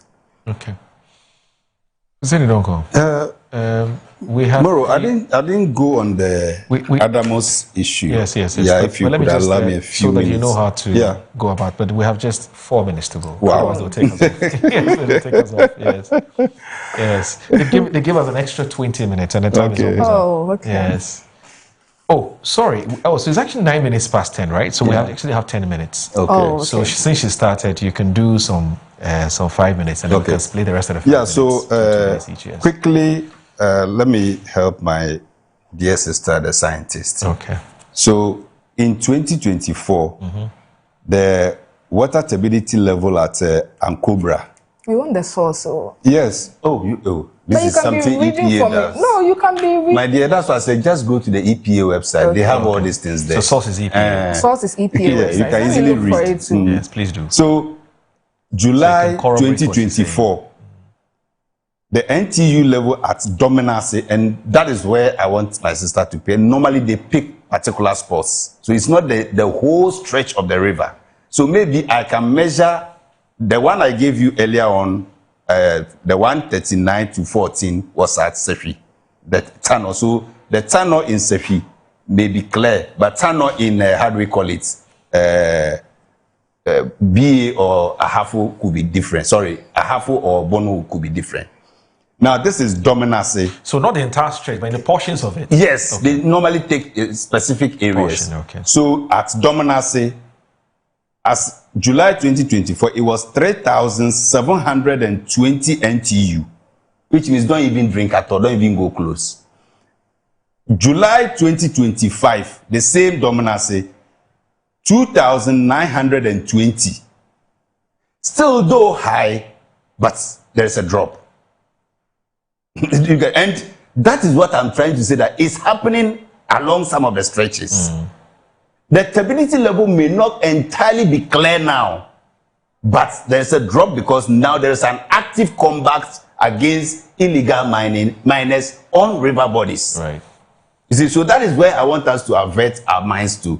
As for the name being mentioned and here and there, Honorable Brekuduke's name was mentioned. The other presidential staffer was caught on tape taking money to assist that's a BCU, to assist people get access to illegal mining areas. So we can all mention names. You want government? Dog, we can all mention names. Arrest them. Oh yes, some have been invited, so don't worry. But my case here is that at least now there is no presidential forest. Okay. All forests have been reclaimed. We are even still chasing people in other forests that they intrude into. Hussein, if I've just proven to you that you can't say all forests have been reclaimed. Oh, the chiefs in there Kano, is no go area. Isn't there a forest there reserve is no in Kano? go area now for the chiefs military. that live there are telling you that the place has been overrun by illegal That is what I'm saying. Wherever there is an overrun, the military goes. As Saturday. Look, so how can you say the forests are clear? Let's try and be a bit more, how do we say, realistic at times. You see, we can do the politics, but let's be realistic. No, but what's the evidence that the forest is cleared? You have 200 people, standby team, fighting in 53 districts. They can't be everywhere at every time. But there are people who also go to operate in forests at night. But the moment their attention is drawn, they quickly go there and flash them out. In fact, the president has just said in that video that we played, the president said the strategy has changed. The strategy now is that they are going to keep these them forest guards are going to be kept there. But this is not the first time this is happening. Military. And I just have one question. When the MPP was using this approach, was the argument something that the NDC found palatable? Look, unfortunately, you don't ask the questions here. It's rhetorical. Just saying, when it happened, it's rhetorical. When you were making those, when the MPP was using Operation Halt, that, the idea of using soldiers to fight Galamsey is not new. Let's not behave like it is new and it's revolutionary and that it is yielding results. To some of your it is not yielding results. At least this is yielding results. Where the military station. Yes, Operation Halt and Galam Stop. They were staying there for a while. They were stationed in large-scale mining areas. It is not in the forest. No, otherwise the 9 forests wouldn't have been a no-go area. And then I'm telling you that those 9 forests you are saying are a no-go area. It is not like that on the ground. No, that's and I've just given you evidence to that. Those so 9 forests you are disputing in Samra Boy have all been reclaimed.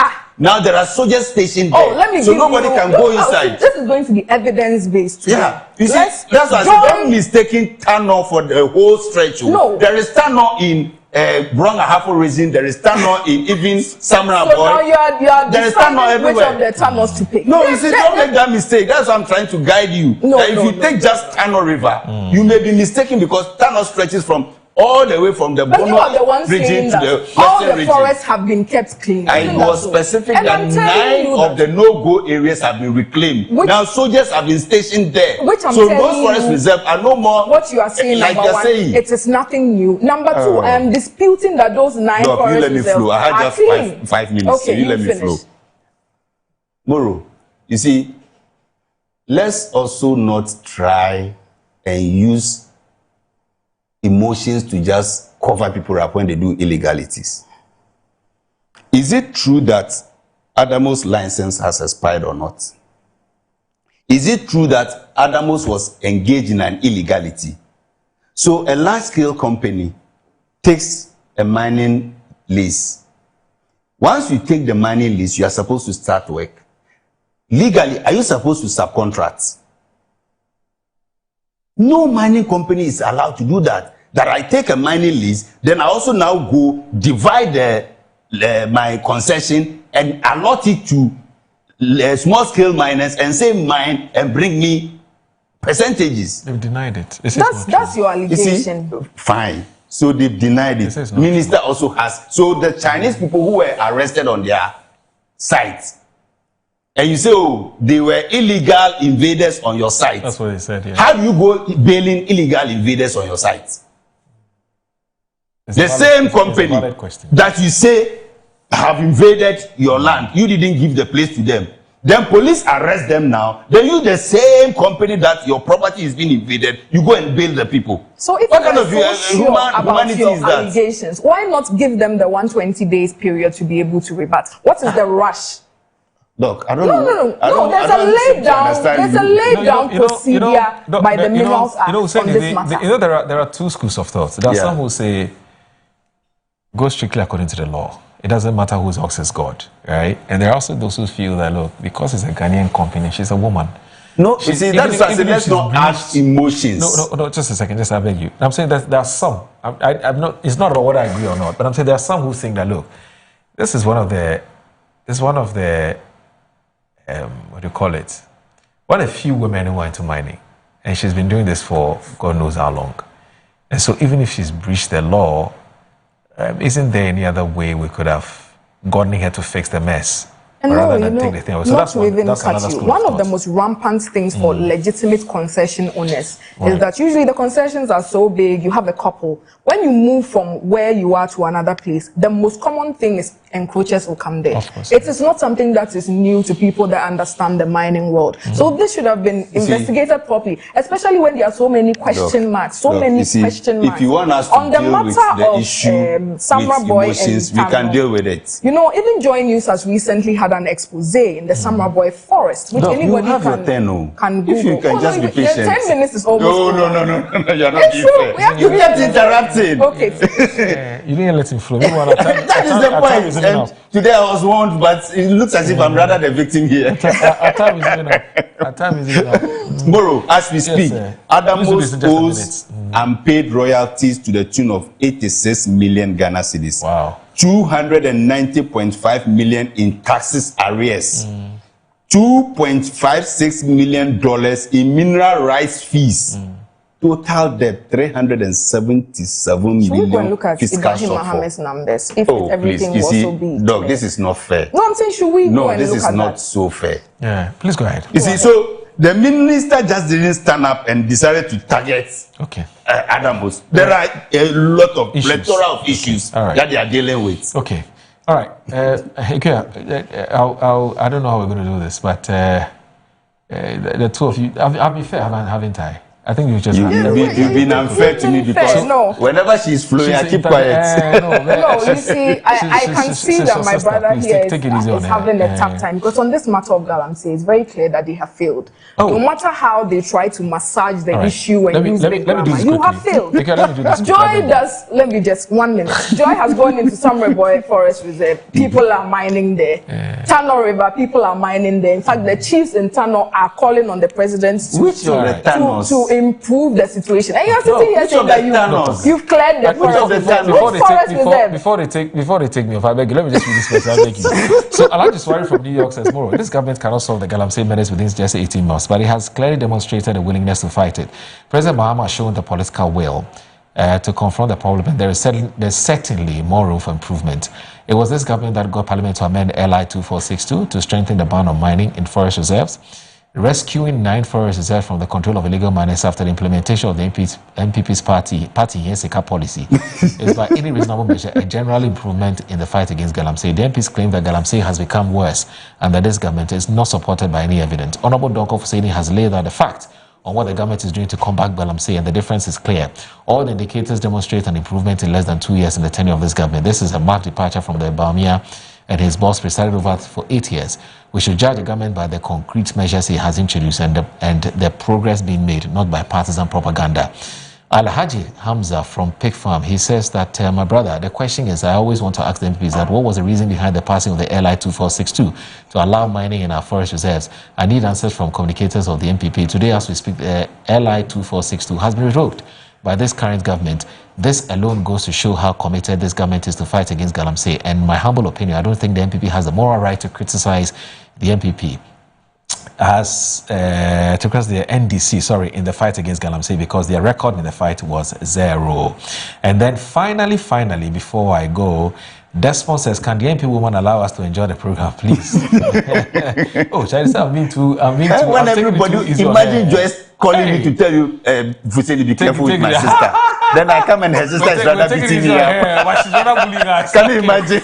So Macha Blue says the Galamsey weddings has assumed far worse proportions than ever. The NDC is being so badly exposed because of their heavy politicization of Galamsey. Ghana Water continues to close down waste processing plants because our water bodies have become excessively turbid.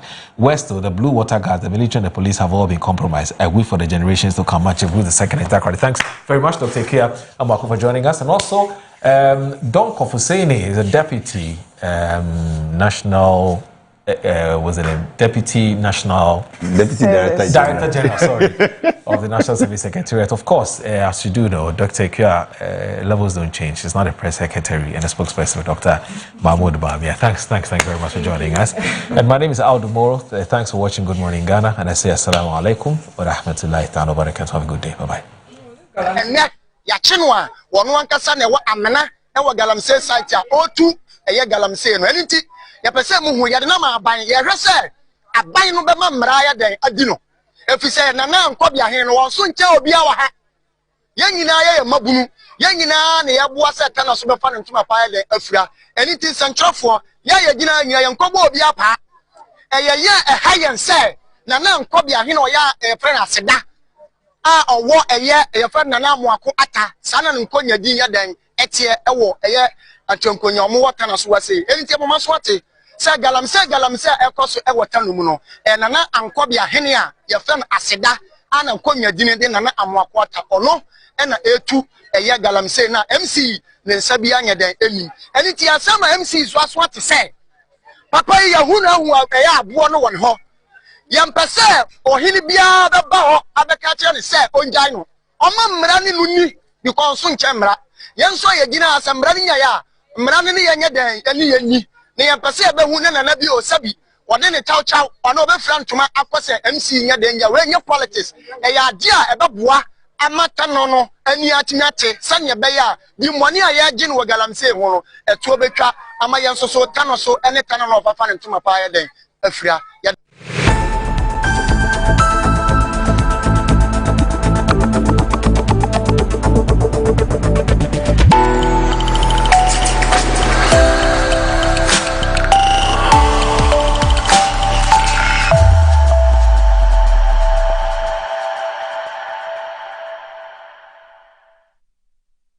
In a time where noise is loud, but clarity is rare, one program is changing the conversation.